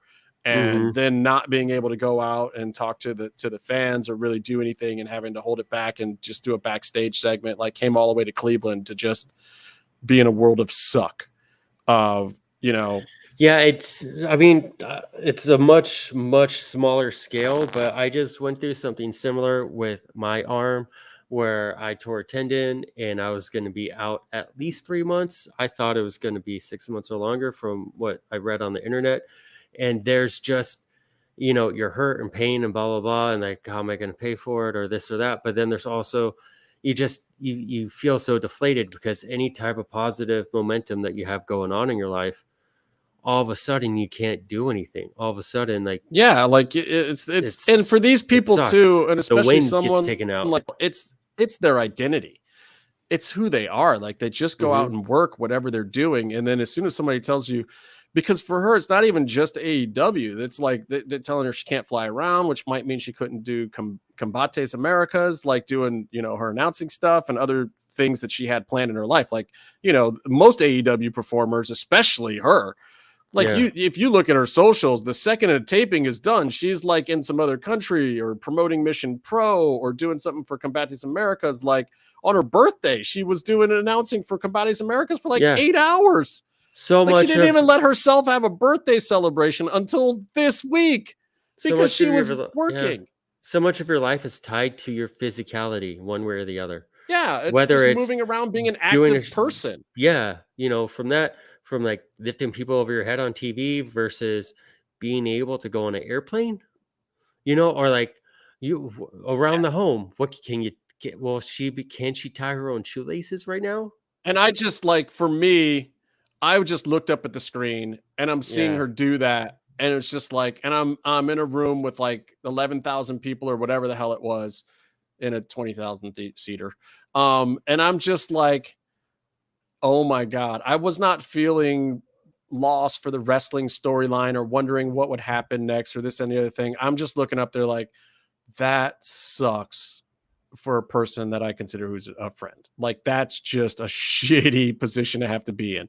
Like, when CM Punk was in that position, it was like, that dude's a millionaire. He's dealt with this shit before, whatever. This is a fresh new champion that's still relatively early in her career, even though, I know she's not as young as some of the other girls or whatever, but at the same time, career-wise, she's 8-9 years in now, still not, a ton of time. And most of that was spent on the indies. Like in AEW, she's been there, a little over 2 years now. And it's just like, I'm just looking up at the screen like, fuck, that sucks. And I felt so bad for her. And then it's like, also I'm sitting there going, shit, and I got to sit here for another 3 hours of wrestling too. That sucks too, because now I'm just bummed for my friend. But anyway, let me move on. Father versus Gunn. You like what I did with that? Father versus Gunn. Billy versus Colton. I can't tell you. Billy Gunn just still has it. Yeah. It wasn't meant to be spectacular, but Billy knows how to hide blowing up. Like, you did not sense it. He slowed the match the fuck down at one point in time, too. He was like, look, son, I know I showed you some things in the gym, but we're going to walk around in this headlock for a minute. But the way that Billy does it, and he's still, and a lot of performers need to watch this match, especially the older ones, the way that Billy did it, and Dustin actually pulled it off on Rampage too, to a certain extent. Billy did it better, though. When he was gassing, when he was tired, when he was blown up, and that's a big man. He carries around a lot of muscle mass, too, for his age. Mm-hmm. He blew up. He always will. There will be no match that goes longer than 4 minutes where Billy Gunn will not blow up. It's not possible. Yeah. But he walked around, and he was still exuding energy. He wasn't playing a blown-up spot like he was blown up. He's a legit fucking professional. You're not going to lose interest in the match. You're not going to lose interest in his positioning, his charisma, his character, the storyline, the physicality, but he's still taking a fucking break. Mm-hmm. That is a fucking pro. No one in the audience felt like they were gypped out of anything. They felt every bit of that. They enjoyed the entire thing. And we're talking about Billy Gunn versus his son that is the more jobber of the two sons to boot. And the whole crowd was into it, Yeah. Plus, I got scissored by the Acclaim and Billy during picture, and it barely made it. You can just see Billy walking away from me but I did get to scissor Billy. I was hoping you would text me when you scissor them. I was texting bro. I was into it, and I got to tell you, after the whole Thunder Rosa thing, I was just like, thank God I got scissored by Billy Ass, by Mr. Ass, because Daddy Ass, because. And I never thought I would be saying these words, but getting scissored by Daddy Ass made me forget my woes. Yeah. Well, the thing about Billy Gunn, and he has a comment about this, about how this stuff he's saying to the younger kids at AEW. But I remember watching this match, and I'd see him throw his son in the corner, and then he essentially just hit like one boot on him in the corner, but he made it count. Like it was a big move. And he also looked at the crowd. It was a moment. And every single thing that he does in that ring. Now, maybe this is experience, or maybe it's because he gets blown up so easily. So it clicked okay, I can only do 7 things. So I'm going to. They're going to be the 7 best things I got, and I'm going to sell all of them. Yes. And then he sold Colton shit great too. It was And he was pulling him in tighter. He was telling him to light him up. And Aubrey did a great job. And then Aubrey playing the whole, that's your son. What a heel turn for Aubrey. My whole row, there was a whole lot of Aubrey simps that paid a lot of money to get close to Aubrey. I'm not one of them. I love Aubrey, but those dudes were simping hard on Aubrey. Between matches, Justin Roberts would come out and be like, they would just talk. They would look right at Justin Roberts. He would come over or say something on the mic about them or whatever, and they would just look him dead in the face and be like, "Where's Aubrey?" I was fucking scared. I was like, "Aubrey, don't come out here. You don't need this. Don't come out." And then she would come out, and then they would ask her questions. But she's been harassed for quite a while now, so she had all the correct quips to chill him out or to kind of get a laugh out of it and move on with her life and do her actual job without having to go home with one of these sleazy Clevelanders. Anyway, you'll have to tell me what happened with the Colton got the win, by the way. His dad put him over with the whole Aubrey thing, which was a good ending. He needs a better finish, by the way. I then decided to take a powder and go to the bathroom, so I don't really know what happened next with Pittsburgh's Britt Baker defeating Painesville's Kylan King. Total Browns versus Steelers match here. Was this any good? This match they had a match. Kylan King is good.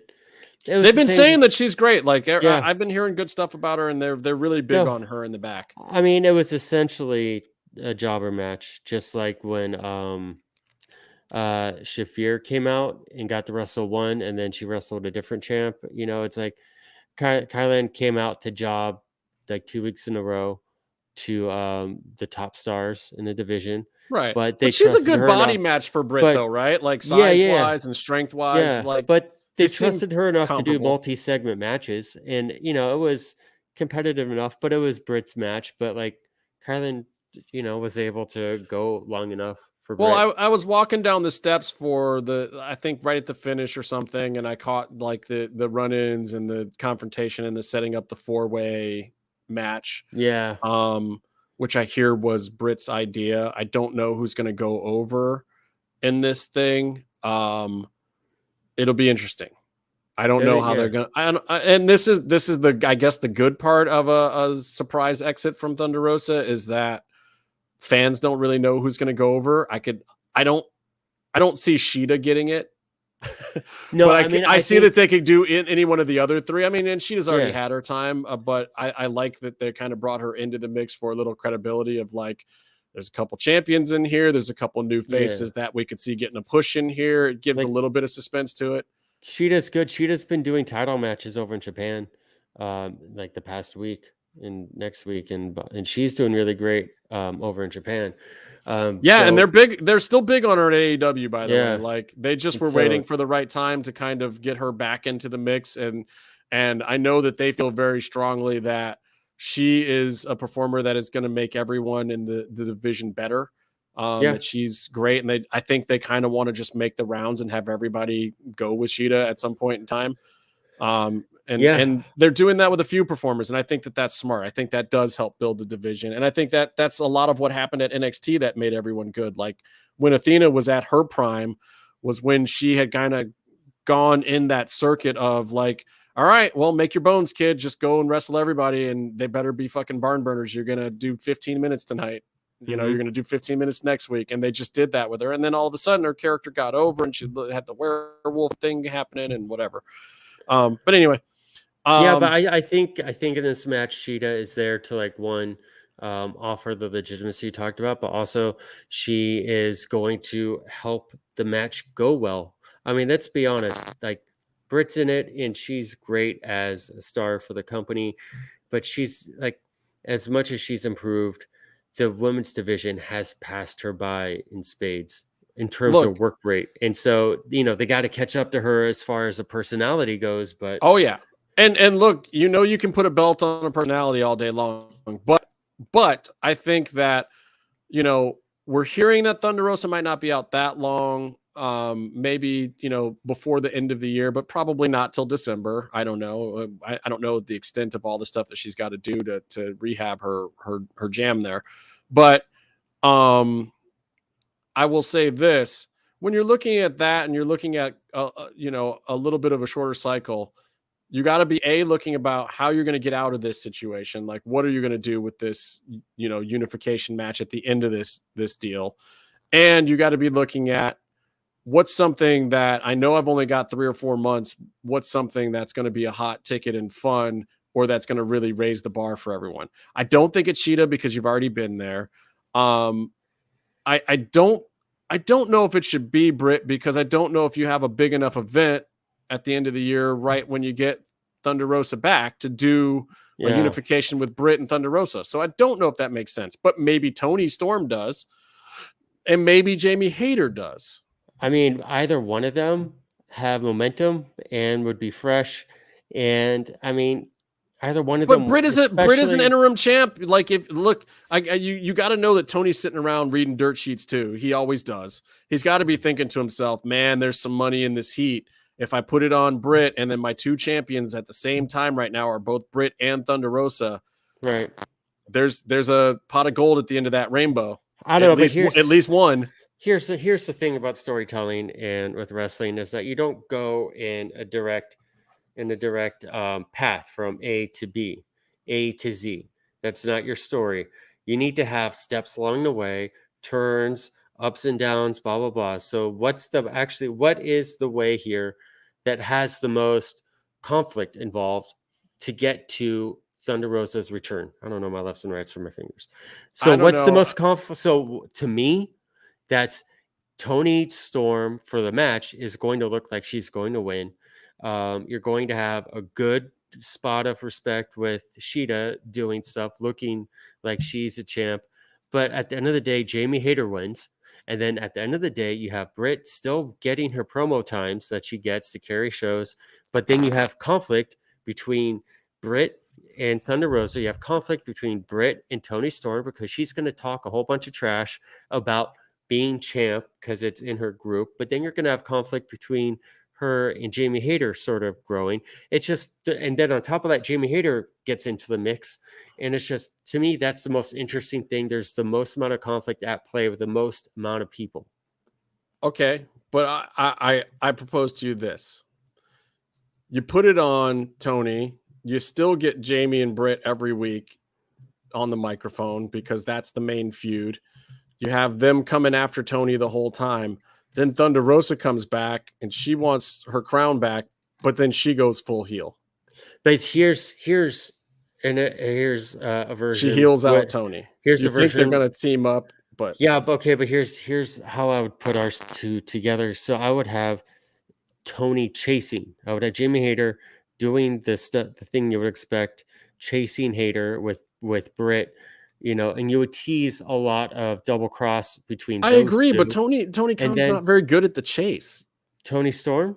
No, Tony Khan is not good at booking the chase. I'm talking. It's just wrestling. Money's in the chase. Money's in the baby chasing. So I'm talking about wrestling in general. So I think Toni Storm chases, and people are going to want her as champ. People are going to want to see her wrestle Jamie Hayter.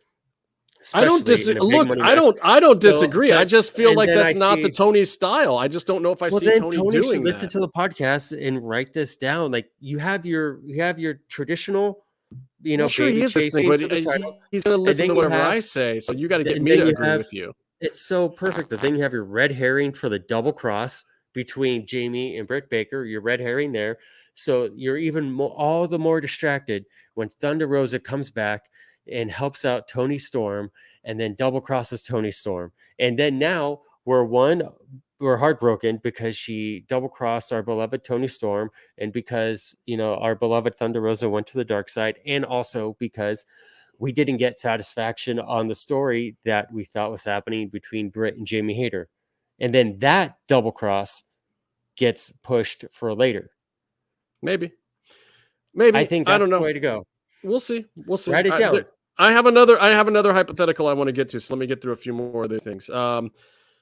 Acclaimed to get a shot at swerving our glory at the pay-per-view. I love that. I think that is perfect. I think that is exactly what should be happening. And I'm glad that the Acclaimed are getting that kind of reward segment. And also, I wouldn't be afraid to put the titles on them. I don't know that Swerving Our Glory is done, but I also don't know that they needed to get over, and maybe it really, really helps the Acclaimed at this point in their career. Oh God, wouldn't it? And I think I'd love to see Acclaimed FTR. I'd love to see Acclaimed Young Bucks. I think now is the time to possibly strap those guys up and let them do a push run. Now that you mention it, aren't they kind of at that moment when it's like, all right, we need to see, and it'd be a good surprise later. Yeah, it would be a good surprise because I don't think anybody will feel like they're going to come out of that on top. All right, so now we get to the thing that was, I can't believe, A, in the middle of the show, and B, that I even got to see this crazy Mox defeating CM Punk thing. Crowd was way more over for Moxley. There were Buckeye Combat Clubs being sold as the special event shirt. No one actually thought Moxley would win, but everybody was in his camp. And I will say this, from sitting right there in the front row, this did not seem like a work. It absolutely could 100% have been a work. And honestly, as a wrestling fan, I am absolutely happy with the whole way it went down. If it's a shoot, Okay, and I feel bad for CM Punk that damn dude, you came out here and you twisted up your foot. It's more likely probably a work, but the way that they played it, man, even the ref and like he like is looking at CM Punk like, dude, how come you're not getting up for the next spot? And he's doing the stuff that works a guy like me if it's a work. Because the ref did all of the things, he goes over for a light check, he stands back up, and then he looks back over and he goes back and he's like, well, you didn't squeeze my hand, bro. What the fuck's going on? And then, he's reaching back for the radio. He's listening for a second, then he checks him again, and then he's like looking for the doc, and he's looking up at the screen. He's waiting for the camera angle to cut because he knows the camera's on him. As soon as the camera cuts, he throws up a quick X. The doc comes running. He's trying to get the doc to come into the ring, but then Mox comes over and CM Punk is talking to Mox. Don't know what he's saying. I couldn't hear him because the crowd was deafening during this match. And then Mox does a couple spots that look like he's putting CM on his feet, but he's really not. And they're really just lift spots in the center of the ring. He's not throwing him off the ropes. He's not making him run. They're talking up a storm to each other. And this felt like, and the ref's talking to him, and the medic is like looking in shock and horror at the ref. Like, if this is a real injury, don't let them keep going. Stop them. So again, it looked a little hokier on regular TV, but you're sitting right there, and I'm just like, what is going on? Are they changing the finish here? And like the ref is constantly listening and clicking his fucking headset and hearing all sorts of radio chatter and looking at Mox like, okay. And then Mox is just like, fuck yeah, and just goes into it and does the finish, and he's giving the finger, and he's like, I'm going over out of nowhere with a clean finish here. And I got to tell you, first of all, the crowd was ecstatic that Mox won because no one thought it would happen. But I'm sitting there thinking to myself, shit, did they really change the finish? And Wade, we were talking about this a little bit earlier. So if you get a chance, go back and listen to it. Byron and I were talking about the Fiend, if Triple H should even bring him back, but that was in, about the half hour mark, if you want to scroll back and check it out. Anyway, yeah, it was a weird moment, but it was like, I felt like I'm glad I had a front row ticket. Like, I felt like I was at a thing that's going to be talked about for a long time. Like, even if it's a fucking total work and we see CM Punk, at the pay-per-view and he's fine or whatever. This is where you see the skill level. This is where you see the resume, the tenure of these two wrestlers. Because honestly, I don't think Tony could have scripted that without them and made it work. They could, both sides of the coin, navigate through something like this, because if it was a shoot, then that means they just had to go home about 20 minutes early and probably 2 segments early. Well, and this is the other reason why I kept feeling like it was actually a shoot, because the Cage accepting Jungle Boy's challenge segment felt like it was a stretch and it felt real improvised. And you've been seeing Cage's promos. This was not on the level of those. This was on a just go out and say some shit and fill. They also I just want to say this Moxley comment, this one comment, Kevin Nash is going to return, is more important than anything. If he actually is going to return, then wrestling is truly saved. Okay. He is the one true star. But yeah, that was like, it is kind of genius. There's a few things that felt like a stretch. Like the ref actually was trying to pull Mox back to celebrate more. Yeah. Not to get to commercial break. And Mox gives him this thing, but he's basically telling him like, I am going to do that, but I'm going to do it in the crowd and I'm going to stretch and blah, blah, blah. But I wasn't seeing any overt stretching symbols, but the ref was still talking to Mox a lot after the match of like, keep this going. Like, and even if it was a work, maybe they went to it too soon. I don't know. Maybe CM Punk just felt that was a good moment. Like, who knows? CM Punk calls an audible, but you got to trust those guys. And ultimately, whether the segment lives or dies, it worked on them. It did not die. The segment fucking worked, for better or for worse. I also love the whole, this match went short, I'm going to put on another match or put on another thing impromptu sort of gimmick. And I love like they started working that into the program, so we understood it when it happened on Dynamite. But I also love how like the whole Jungle Boy bullshit is just, it drags. Christian is the only like saving grace of the whole thing. Right, but there was and no so it's jokes like, written okay, for this one. And this is the so other reason it's why I like felt it it's- was a stretch. Like he so didn't it's have like one the single most- quip. it's the most perfect thing to use in that spot.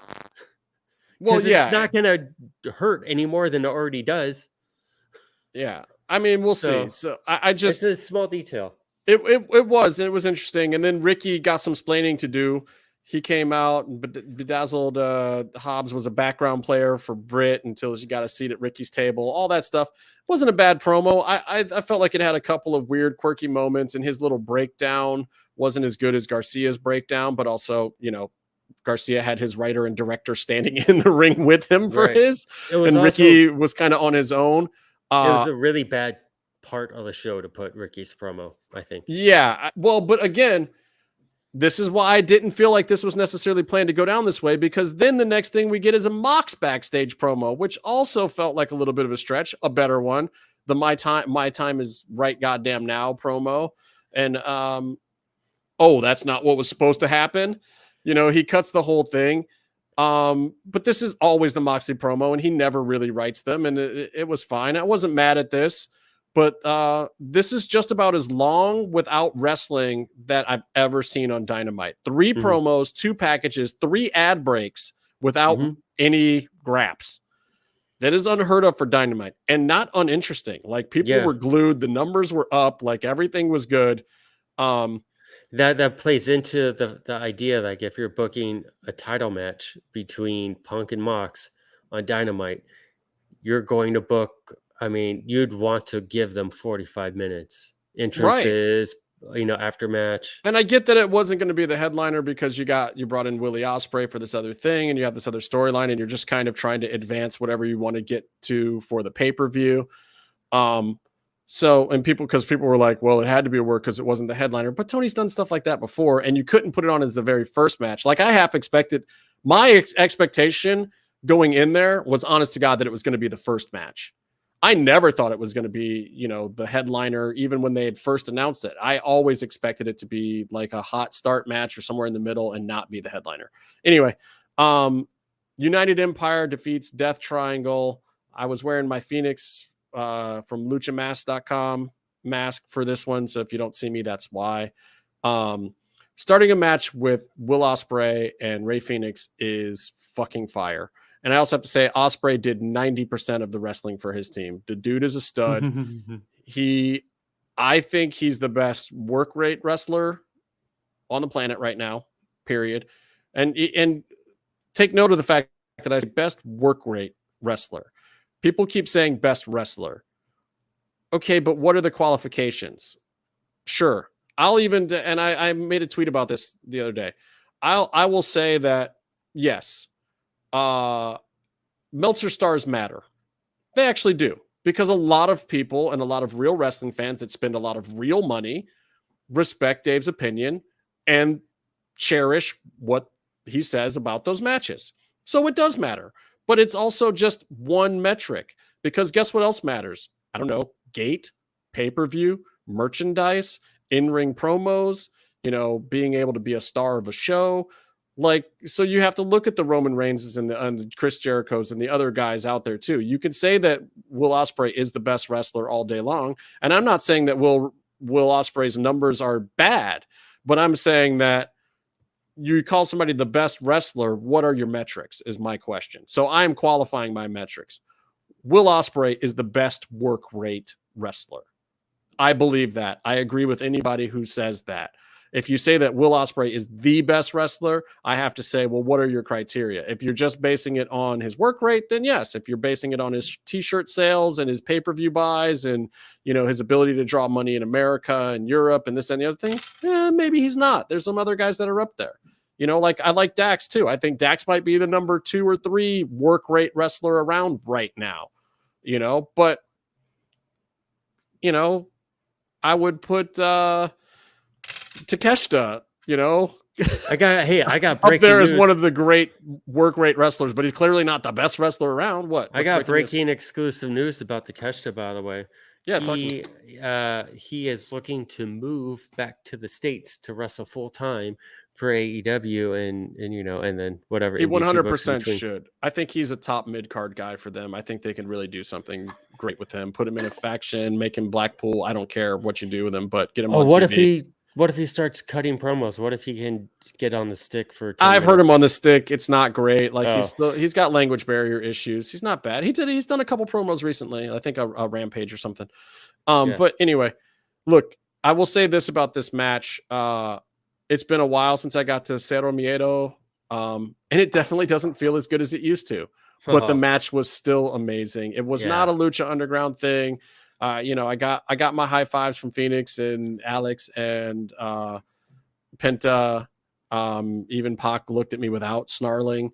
But Alex, I gotta say I have a newfound respect for that guy after this match. I haven't really thought much of him outside of being a translator or whatever, but he was helping Phoenix time out his spots. He was helping Will Ospreay a little bit. He was really, he wasn't calling the match. I mean, he wasn't leading. Will was leading most of the match, Will and Pac, and Phoenix a little bit, but like Phoenix was really just, Phoenix times out his spots and he knows what to do at the right time. But the reason that whole open was fire was because Will was leading and he was calling the whole thing. It was great. And Alex was actually very helpful to the pacing of the match, to keeping the crowd into it, doing the stuff that a really good valet manager, whatever, second does, like better than what I saw Arn Anderson do later on. Like, yeah, I mean, but he's also young. He's got to be out there earning it. Like, look, you're out here, 6 of the top guys in the world. Can you help us make this match better? Or are you just going to stand around and look cool with your gloves on? But yeah, and it's like a lot of people, you just watch the match and you think the wrestlers are wrestling and putting something together, but like the ref is instrumental in putting the show together. And everyone, if you're ringside, you got to play a role. And that was Alex. Like, he was directing traffic on the outside to get guys to run back in. Even the Aussie Open guys, or what are their names? Australian Open. Aussie Open. Yeah. Anyway, those, like, he was telling, he's giving them the high sign. Like, all right, my guy's going to come in, then you come in and hit your guy. Like, that's what you're supposed to do when you're on the apron, and keep the crowd excited. Like, don't just stand there. You know who else is surprisingly good at it that people don't realize is Vicky Guerrero. Oh, she knows what's up. She knows what the fuck is up, and she will scream and scream and scream at the top of her lungs, and then she'll be like, okay, now move to the left. Like, she is a queen. She knows what the fuck's going on. Anyway, super, super quick Rampage, since I was there also. John Silver is super over. Dark Order defeats House of Black, which I was not expecting. Alex Reynolds got the pin on Malachi Black. And then Miro comes out, this, that, and the other thing. Here's what sucked about this match, because it was actually pretty good. Sting. No, Sting rules. Sting will always rule. You can see me in the background giving the thumbs down and booing my ass off. Fuck that guy. He was horrible. He took the fucking wind out of the whole crowd. There was no reason for him to be there. God. He's super duper old, and I wish he would die. Sting is, I think Lucha Blog tweeted he was waiting. He was watching the match. Well, he was watching Dynamite live, hoping that Sting would be on Dynamite so that I would fucking. And I know told everyone I gave no spoilers even to my boys, just for the record, about Rampage. I posted no information, and I did not let anyone know that Sting did in fact appear, and that we did almost have words, and that I did yell very, very foul and vicious things to him. And how dare you? You should be banned. I told Sting very loudly that I wish abortions had been invented the day his mother got pregnant. Like, fuck that guy. I was like, I hope your mom is from Texas back in time so that you are erased from history. Fuck you, die. That's how I feel about Sting. Okay, and moving on. Sting rules. Justin and Cleveland's own Wardlow defeats Cleveland's own Baby Zig, Ryan Nemeth, the other Nemeth brother, the Hollywood hunk, who I thought it was hilarious that I think Wardlow actually requested to go with Nemeth as another Cleveland guy. But, poor Nemeth is a hometown boy. We love the fucking Nemeth brothers. The Ziggler brothers? Yeah. And he did the right thing. I mean, he came out and got heat on Cleveland of you guys will never get out of this shithole town and blah, blah, blah. And then he got the Powerbomb Symphony. That was fun stuff. Honestly, they should have built that and put it on Dynamite. It would have filled more seats in there. Wardlow, I can't even tell you. There were probably, 60 signs for him there. He sold merch, and it wasn't just his family. Like, Cleveland is down for Wardlow. He's our hometown guy. And honestly, he's probably more liked in Cleveland than the Miz. Like, casuals might like some of the other Cleveland performers, but he's probably more over in Cleveland than Ziggler or any other current wrestler. Even Logan Paul in Cleveland, I think Wardlow would get over on him. Anyway, God damn it, Sting rules. God damn it. I heard what you said about Uncle Steve, and I just want to say, Sting, not every MMMshow host, even the former ones, feel that way. You've unleashed the fury. You've unleashed the Kane lighting. Because Sting, I don't even know what we're talking about here. What happened? What happened? It's I didn't say anything. Oh, it's showtime.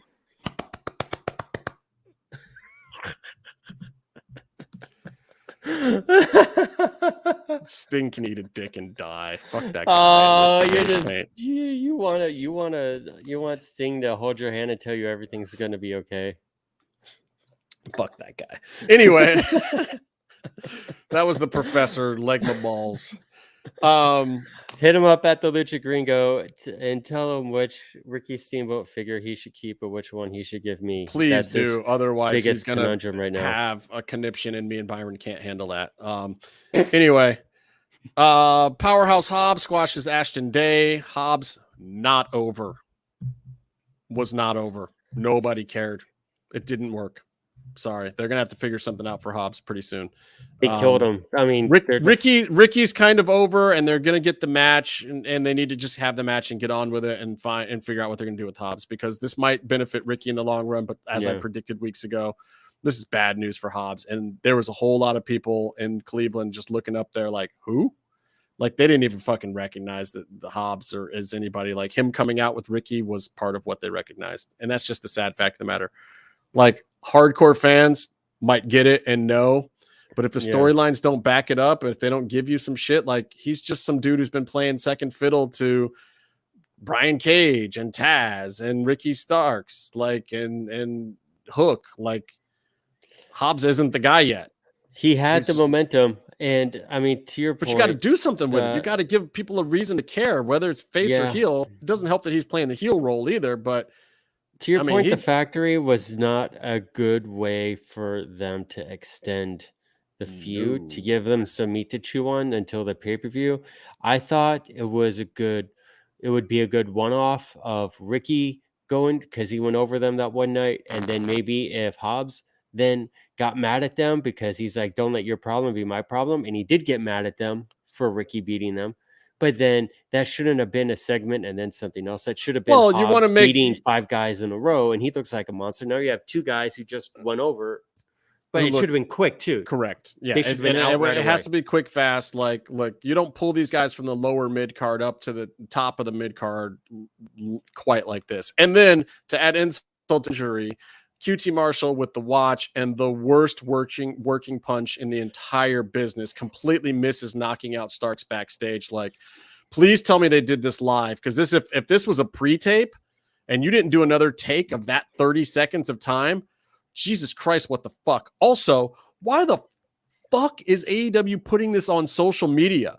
This should be erased from canon immediately. You put something that bad on television, like, I'm not a huge fan of QT Marshall, but I don't want to see the guy get buried, and he got buried on social. Oh my God. Find that AEW clip on IG and look at the comments.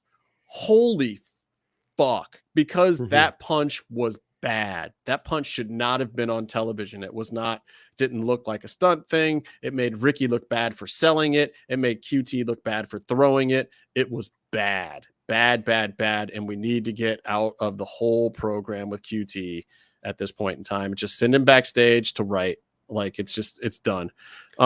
He's good if you're doing the hook thing where you have a student who's over and you need the student to make someone look like a fool for a few weeks, but that person guides them through every segment. Yeah, like That's him great. leading a faction with no credibility just doesn't help anybody. It pulls them down. It doesn't elevate them up the card. And I know he's trying to push guys and elevate them up. There's a different way to do that. It's not by feuding with two guys that are just coming out of the lower mids themselves. Like it doesn't work. Like QT and his crew should just be coming into the lower mids. And by doing this, it's pulling these guys back down, not elevating them up. Anyway, Jade Fire's a baddie, has a pull apart with Athena upstage. I can only hope this means Red Velvet is back soon. I can't take too much more of her Instagram anyway. I would rather just have her be on regular TV.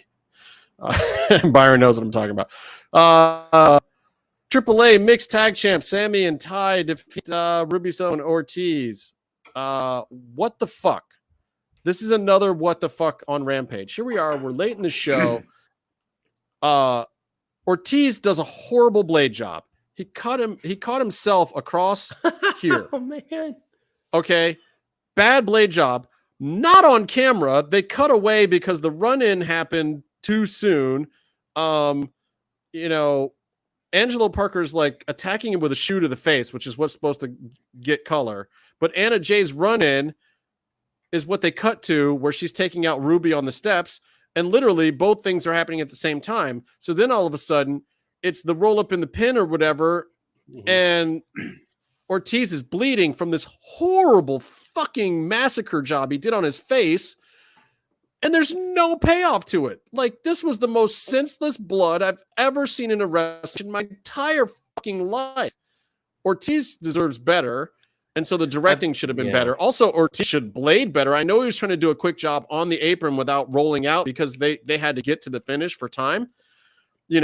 Angelo should have sold it up better. It was a terrible spot to do it right in the ring corner on the backside. So it's kind of hidden from the main camera. So you don't see that any kind of contact happened that would cause blood. And also, why would you write blood into a match 3 seconds before the pin? The guy should fucking wear it. There had to have been stuff that was cut or missed from the end of the match. They cut away right when Angelo does the heel kick with the dress shoe, which is what causes the blood. Yeah, Literally, and there should have been away. there should have been a beat after that too. Yeah, so you got to find a way to work it up. Like, is the ref doing it? Who's in the ref's ear? Why are we just letting Ortiz bleed for nothing? Like, the guy deserves better than that. Even if he did a bad job on himself. Like, it was the answer, Rebecca, is no, not as bad as Carlos. Anyway, it was just ridiculous. I was very upset by the whole thing. And I thought that Ruby did a really good job. I think she needs to just get more time in feeling out this roster. I think she had finally done a good job with it at WWE and working her style in with the other girls and being a little smaller and not as strong, like having a good flow and momentum to her moveset.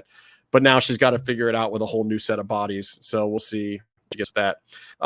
Claudio shatters Dustin Rhodes' dreams and retains the Ring of Honor belt. Dustin looked really good. Still runs the ropes hard and fast. That's literally my notes, and that's literally all I'm going to say about it. I want to talk about one thing. Maybe a couple quick things for Impact. I watched Impact again. It was not as good as last week, mostly because you didn't have a lot of the luchadors. Mia Yim and Knockouts champ Jordan Grace defeat Vexed, which is VXT, Chelsea Green and Deonna Purrazzo. This was really, really good women's wrestling. Chelsea has gotten her mojo back completely. They looked like 4 women who know how to work well together. There was big spots. There was fast action. There was no slop. There's no potatoes. I just have to say 100% kudos, bravo to all of them. It was good. Then you had other storylines with I don't understand this one. You have Mike Bennett. He comes out, he's got Maria Kanellis with him, and he's facing Machine Gun Carl Anderson. Now, I don't know if you know about the whole meme thing with Kanellis and Carl Anderson, And AJ But Styles. why the fuck would you not? They reference it. Why wouldn't you just do your Impact version of it right here? Like, she should still be trying to entice Machine Gun Carl. It would have gotten a huge pop. It might have gotten some viral notice if you're Impact leading into their pay-per-view now that is, where Doc is coming back or whatever. Anyway, and now you got Maria is the stipulation is that she's banned from ringside at their match. Like, what the fuck kind of sense? Oh, yeah, I want to buy the pay-per-view now. You took the hot chick out of it. That the one great thing that she's done in her career was this thing where she entices Carl Anderson in New Japan. Like, that was a classic wrestling moment. And like, basically you're just telling fans, fuck you. Like, I didn't get any of that. Josh Alexander had another good defense. Sami Callihan took a barbed wire alley beating for interrupting Macklin and Moose having a little argument. Doesn't matter about the storyline. It ends basically Sami wrapped in the barbed wire from getting attacked outside, which was a good pull apart and stuff outside. Then he's cutting a thing that he wants to do a match, another hardcore match, which is awesome. Whatever. It's like, if you saw the last match with Moose and Sami, like, please let this happen. Please. All of this was great. Like, I'm not a fan of Moose, but his hardcore match with Sami was great. All I want to say about Impact. Couple of quick WWE things, because there's stuff going on in the WWE universe too. I don't know if you knew this, Byron, or not. SmackDown, I want to talk about the Street Profits Hit Row with the other MMMshow thing, because that was a big deal. And you heard us saying, like, man, why is this the feud right now? I don't know. But something about this kind of worked, and giving the heels more time this time, like they were leading the segment. First, you got the really funny bit where you see the face-off between the Street Profits and Hit Row, like you think something's going to go down. And then I think it was Tez gives the line of, like, looking at their skin, and he's just like, there's something the same about all of us. Something really familiar about all. I was just like, oh shit, no, he didn't. And then it's like, yeah, we all want the smoke, which is also funny. So then, they're basically going to blaze out in the fucking bus or whatever. And then you get the funny stuff with the Maximum Male Models. I still think Maxine Dupree might be the prettiest woman in wrestling right now. Maybe, or close to it. There's a few of the others that are close, but I saw some of her NXT stuff, and I don't think she looked as good. I don't know what happened when she came on the main roster, but maybe the makeup artists are just better, and maybe she's hideous. I don't know. But I think she's got a great look. I think that whole faction is good. They still need to let Max, LA Knight, Dupree, whatever, Eli Drake talk more, because it actually made this silly, fun, Vince-esque feeling thing work. It was like the better version of something Vince would do.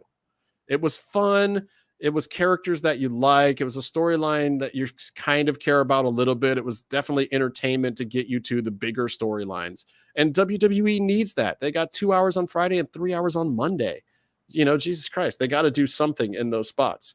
So that was the main takeaway for me from SmackDown.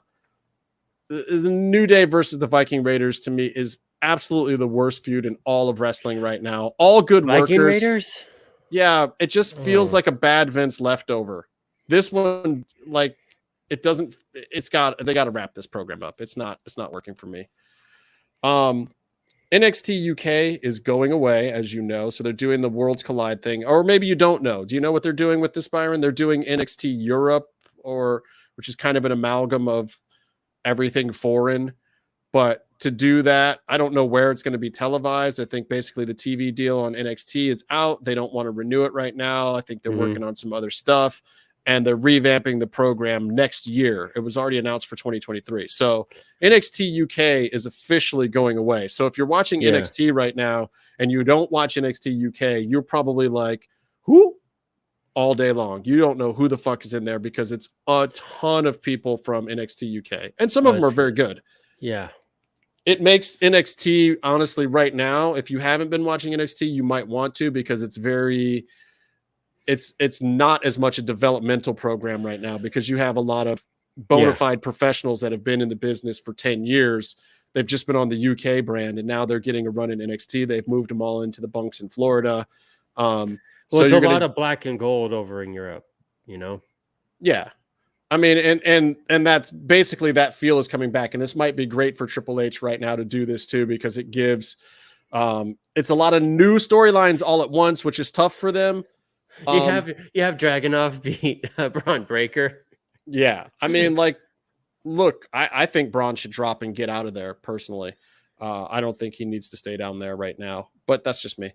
I love that Grayson Waller made fun of Apollo Crews being back on NXT, but without his Nigerian accent. Oh, in fucking tears. Then Indy Hartwell had a very good match, looked good, lost to Blair Davenport. Blair calls out Mandy Rose, blah, blah, blah, number one contenders. Meiko Satomura comes out and says she's actually the most dynamic champ.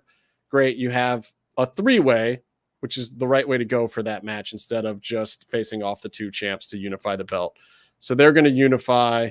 But then you get Indy feeling sorry for herself, sitting on the apron.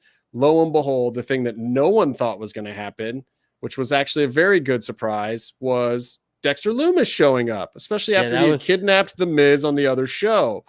And we're getting now this crossover where NXT actually plays in storylines, and it's being accepted into Triple H's WWE officially. This was one of the first big crossovers from a storyline. It was so sweet. It was. I loved it. I loved the whole segment. I love that we got a Sam Shaw original note at the end of it that said, "Goodbye, Indy, for now. I love you forever.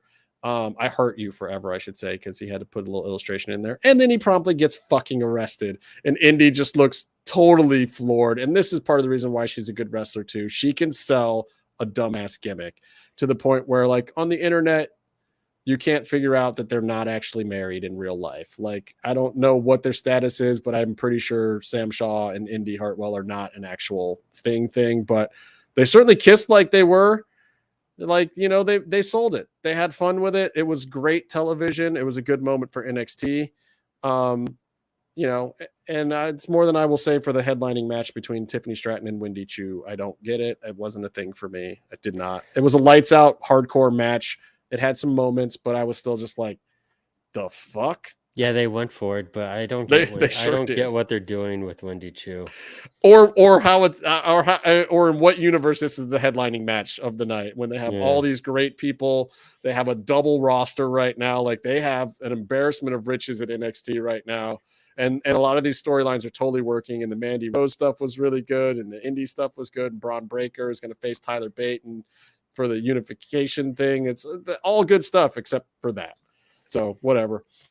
Raw, blah, blah, blah. Judgment Day. I would say good news for Matt Riddle. He has his full name back, but bad news for Matt Riddle. There's another scorned lover who is releasing text messages about him. Wow. Which is not. Let's just talk about it. Like, look, I appreciate what Triple H did with this feud. This was one where he wasn't like, let's get through this Vince shit or whatever. This was one that Triple H stopped and he took a look at and he was like, you know what? My boy Seth deserves something better. Riddle's hot and we can still use that push. I don't want to keep having him lean on the fucking Randy thing because that's stupid. Like, Randy will be back when Randy's back. And the guy has made a name for himself now. He doesn't have to keep pushing that. So he slowed it down. He wanted to look at it, think about it.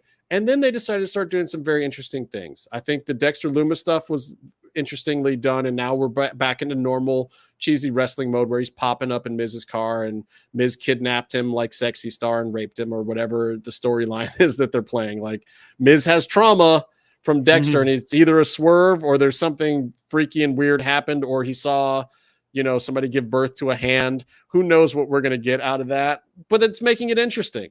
And I'll say that about the Miz match before I get into the Riddle thing is I watched a Miz match for the first time, invested in the whole match because of some dumbass storyline. Because I was also waiting to see, like, shit, is Dexter Lumis going to pop up? Like, this is why this shit works. Like, it's a silly little storyline, but they played it out well. They used 4 weeks to do it. And now we're at a point where you've got this superstar. You've got him paired up with Ciampa.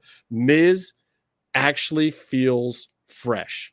He's playing a serious side of a campy story. He's not playing it for jokes or laughs. You know, he's playing this weird kind of like, no, dude, I have trauma, I'm not talking about it thing. It's working. It's not the most compelling thing ever. I still am not going to say that Miz is a superstar, but this is way more over than other shit that Miz could be doing.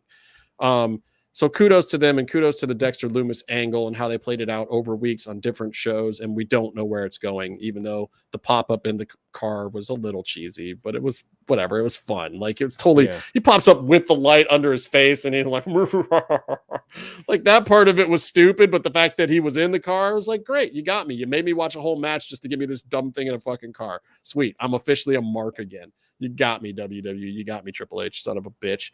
Anyway, but just talking about the Seth and Riddle thing, the parking lot footage was smart. I like the internet version better, where it was still far away and they didn't do the push-ins on it or whatever. It felt a little more real, but it, like, they're trying something.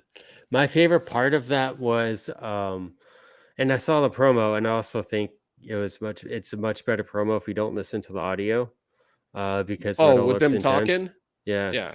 But my favorite part of the whole angle was the joke. I made a joke about it, then I saw a much better worded joke version of it. Well, give me the better one. Take credit for it. Yeah, the better one was, hey, look, that Full Sail parking lot got a call up too. Solid. Oh, my alma mater, Full Sail. Yeah. But look, it was fun, and then, you know, you're afraid of getting embarrassed again, like Roman and Cody. That whole promo was kind of great, and I'll put you on the shelf next to Cody. So you had a great, you know, regular promo that ends with, you know, the only man in your marriage is Becky. Good line. Great. Writers did a good job. Riddle actually learned some lines for a change that he didn't fuck up. It was smart to do it as a backstage segment, because I'm sure they taped it for hours to get Riddle to not fuck it up. And then, you know, we go to some more matches and whatever. But then they give us the footage of, or whatever, after the fact. Great tag on of like, hey guys, we're going to show you something that maybe we shouldn't, like, but this happened after they took the mics off. They played it just like you would, like, hey, we're clear, blah, blah, blah. And this stuff actually happens because I have been the producer having these conversations or doing these kind of tapes. Like, these things actually do happen. And even on this show, like, before we go live, sometimes we'll have a guest in here, and all the good shit that you wish was on the show will be said before we actually hit record, because people are just being themselves. That's the key to our success. Yeah. Like, if you want to hear some people get, if you want to hear somebody get buried, listen to the part of the show that we never recorded. You know, there's a few people I can tell you that did that on this show. Anyway, I loved that they did the thing. Like, they showed you this hot angle, and like, these things have happened before with Daniel Cormier and John Jones in real life, and like, these, you know, these go off moments. And then the line, you ain't got no family because your wife divorced you and took your kids, and they don't want to see your bitch ass anymore. Fuck. Like, we know this is a fucking work. Dear Lord, who writes that into a work? Lucha Blog had the best theory about it. He's like, I understand they're shooting on each other and being edgy, but it also seems like a way for Riddle to get it out there to everyone on TV that he's single and wants to fool around. And he's like, it's all the work to get Riddle laid. Yeah. Oh, he's like, it was exhausting to have to tell everyone every single night. And he's like, now he just put on TV. So it's like, you only had to say it once. Oh man. I also look, speaking of the WWE, what's up, Angie? Speaking of WWE doing kind of grittier new things, it was like, you know, we want to extend the Johnny Wrestling promo and the Austin Theory thing. They literally didn't say anything new that wasn't said last week, but they did it sitting in the stands as this kind of impromptu thing. I thought that was awesome. Like, that worked well to basically not do anything new, but just to extend it and let us see Johnny Gargano more than anything else. And it's a pre-tape because obviously it was in the stands earlier in the day. Like, so he's not, you're not wasting your pop for Johnny yet. You need to extend it, but you got to do it the right way. You can't hold him off too long that the crowd doesn't remember how hot Toronto was for him, but you need to build him up a little bit more so that when you do use him, it makes sense. And also, he might not get to go over on Austin Theory yet. That might not be the way it goes. So you gotta work a storyline there, and it's working. And obviously you've got a cool Theory out of your main program right now because you got too many other players that Triple H is trying to rehabilitate with KO and Cross, both trying to circle around the title picture, which is great. And I like the fact that they're having KO do it very actively on Raw and Cross do it very passively on SmackDown. I liked his up in the rafters thing. Like, Cross doesn't have to be out there yet. Let the audience get accustomed to his face. So here's where I want to end the show tonight, Byron. Karrion Kross has made a request, and one is not want to refuse Karrion Kross's requests. Okay. What are our theories about how Clash in the Castle is going to go down in regards to the world title picture? Keep in mind, this is Karrion Kross asking this question, and he's asking everyone. It's not just us. Mm-hmm.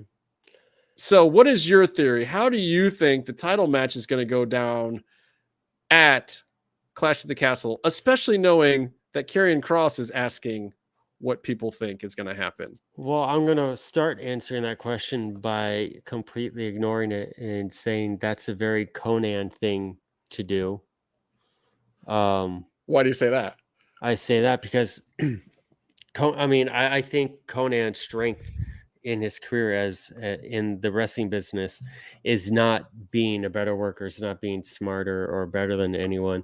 It's not even like being more intuitive than anyone. He knows where the money is, and he knows how to find it. He asks people, he talks to us just casually, but he asks us these types of questions, which, whatever, makes us feel good. He wants our opinion, but what he's doing is he's getting Nielsen ratings. And, back in the olden days, he used to go out to clubs with the up and coming stars in AAA or CML, wherever he was working, wherever he was booking. And he could tell by watching them in public like that, and then, them doing what they were doing, you could see who had that natural star ability, that natural charisma, and who didn't. And so, like, he knows, and maybe a little bit covertly, but he knows how to find what is going to make money, what's going to draw. This question is cool because, we get the fantasy book, we get to be heard, but really what we're doing is we're letting the people who are booking know what the audience either wants to see or is expecting to see, and then they can make an informed decision off of that. Right. So that's why it's a Conan thing, and I think it's a very smart thing to do. So what do you think is going to happen now that it's a smart thing to do? I know what I think is going to happen, but I want to hear what you have to say. What's the match? Is he booked in it? No, it's Drew McIntyre versus Roman Reigns for the undisputed. Yeah, it's still straight up. Oh man. But Cross is asking what we think is going to happen.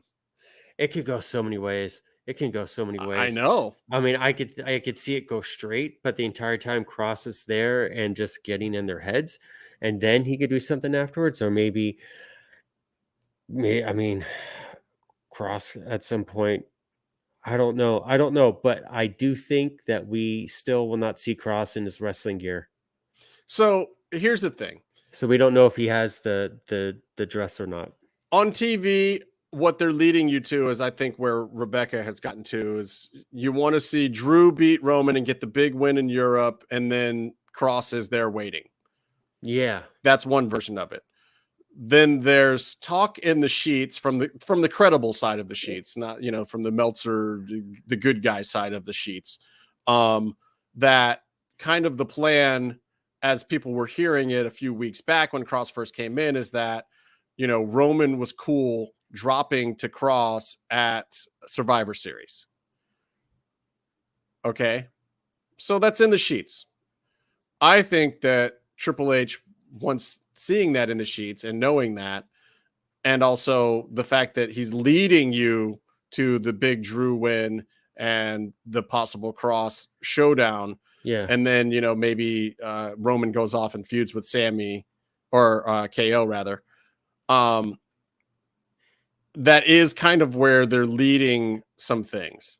Yeah, I think at some Cross... point in time, here's the factor that no one is taking into consideration. I always follow the money. Mhm. And the money is not in one of these other guys besides Roman Reigns having both belts. Mhm. The money is in breaking those belts back up because the advertisers and the networks want it. And it doesn't mean that Triple H has to acquiesce to that by any stretch of the imagination, because it's a licensed product, not an owned product by those networks. Fox can't tell them what to do. Fox can only say, hey, we'll pay you for what you do. And they'll give input, of course, because they're the network, and there's certain things that they won't let them do, but they can't tell them how to write their stories because they don't own the show. And neither can Peacock or Universal or NBC or USA, whoever is on the other side. So, but I do believe that Triple H, being the newer guy, and as much as he's got clout in the world, he needs the business credentials. And I believe Nick Khan might see it that way too. I almost expect something bigger to happen. Maybe Drew wins and then Cross faces him immediately and takes one of the titles. Could happen. And then they still feud and whatever. Or then, he goes and drops there. Maybe Roman swerves him and only puts one of the titles up to Drew. And then Drew takes that, feuds with Cross, and then, he goes and feuds with KO. Also, is Roman okay dropping to KO? Because that feels like where they're leading to on TV. Mhm. But I feel like the money feud for them is Drew McIntyre KO and Roman Cross. So somehow I feel like you have to get out of that this way, and the belts can't stay together for much longer. They're doing the big celebration this Friday. I think that is the signifier that the unification of the belts is what is coming to an end at Clash at the Castle. Don't know how they're going to get there, but there's always ways you can write your way out of it. Bringing Cross into it and bringing Kevin Owens back into being a serious contender, and then bringing up his history about how he almost actually beat Roman. Yeah. Really I will not be surprised though if Cross is getting his passport ready. Yeah. Oh, for sure. He has to be there. But I mean, it makes it a lot more interesting than it was before. Also, you don't know. The pay-per-view was like handmade for Drew McIntyre, and that's also a consideration. And also, you don't want to take the moment from him, but and I've also heard that when things are getting out in the dirt sheets, Triple H is switching stuff up. Yeah, and that's why they're asking the questions. Triple H is the anti-Tony Khan of he doesn't necessarily want to do what people expect. He does still have some Vince in him. Yeah, he's not gone to the full making people lose in their hometowns that Vince does to really make people not get what they expect, but. Triple H came up through the system that has that in its core of, to keep things interesting and exciting. It's not always about giving the fans what they want. There's also a world where Drew McIntyre in front of, a home audience, basically, could lose.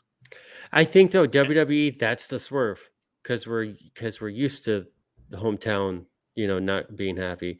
I think that would be great. I think though, perhaps they saw a certain title match on a Wednesday night recently, and they're like, "Oh, we can go the opposite way with this," and it gives us so much more room to go afterwards. Maybe we'll see. The good news is a pay-per-view that otherwise I think would have been bland if Vince was doing it. It would have just been a showcase, and it would have been a house show in another country. House show, Drew McIntyre wins, or something, waves the sword around. You've got a ton of wrestling this coming weekend. It's so much so that maybe we even take the week off next week, Byron, because we couldn't handle it on this show. We've been trying to take a week off.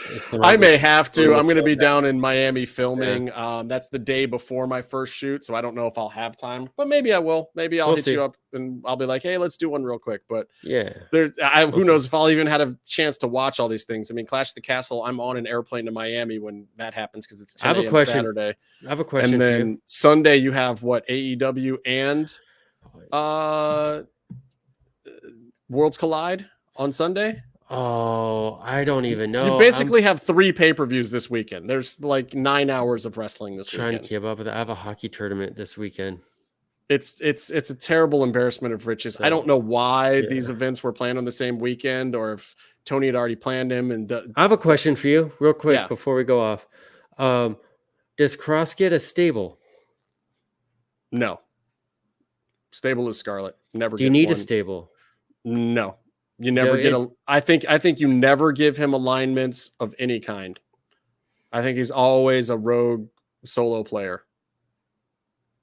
Okay. I just think that's what works. But I don't know. Maybe we'll call up Cross one of these days and ask him and find out if Triple H will let him be on this show, because we know Vince wouldn't. And we missed our opportunity while he was on the Indies, but it's just because we're dumbasses. But who cares? I feel like our window was smaller than we thought. You know what I think about Sting? Sting rules. I think stay calm and stay in a mix. No, actually, I think fuck Sting. He's a piece of shit. He's an asshole, rules. And I hope he dies. Sting has never been mean to anyone.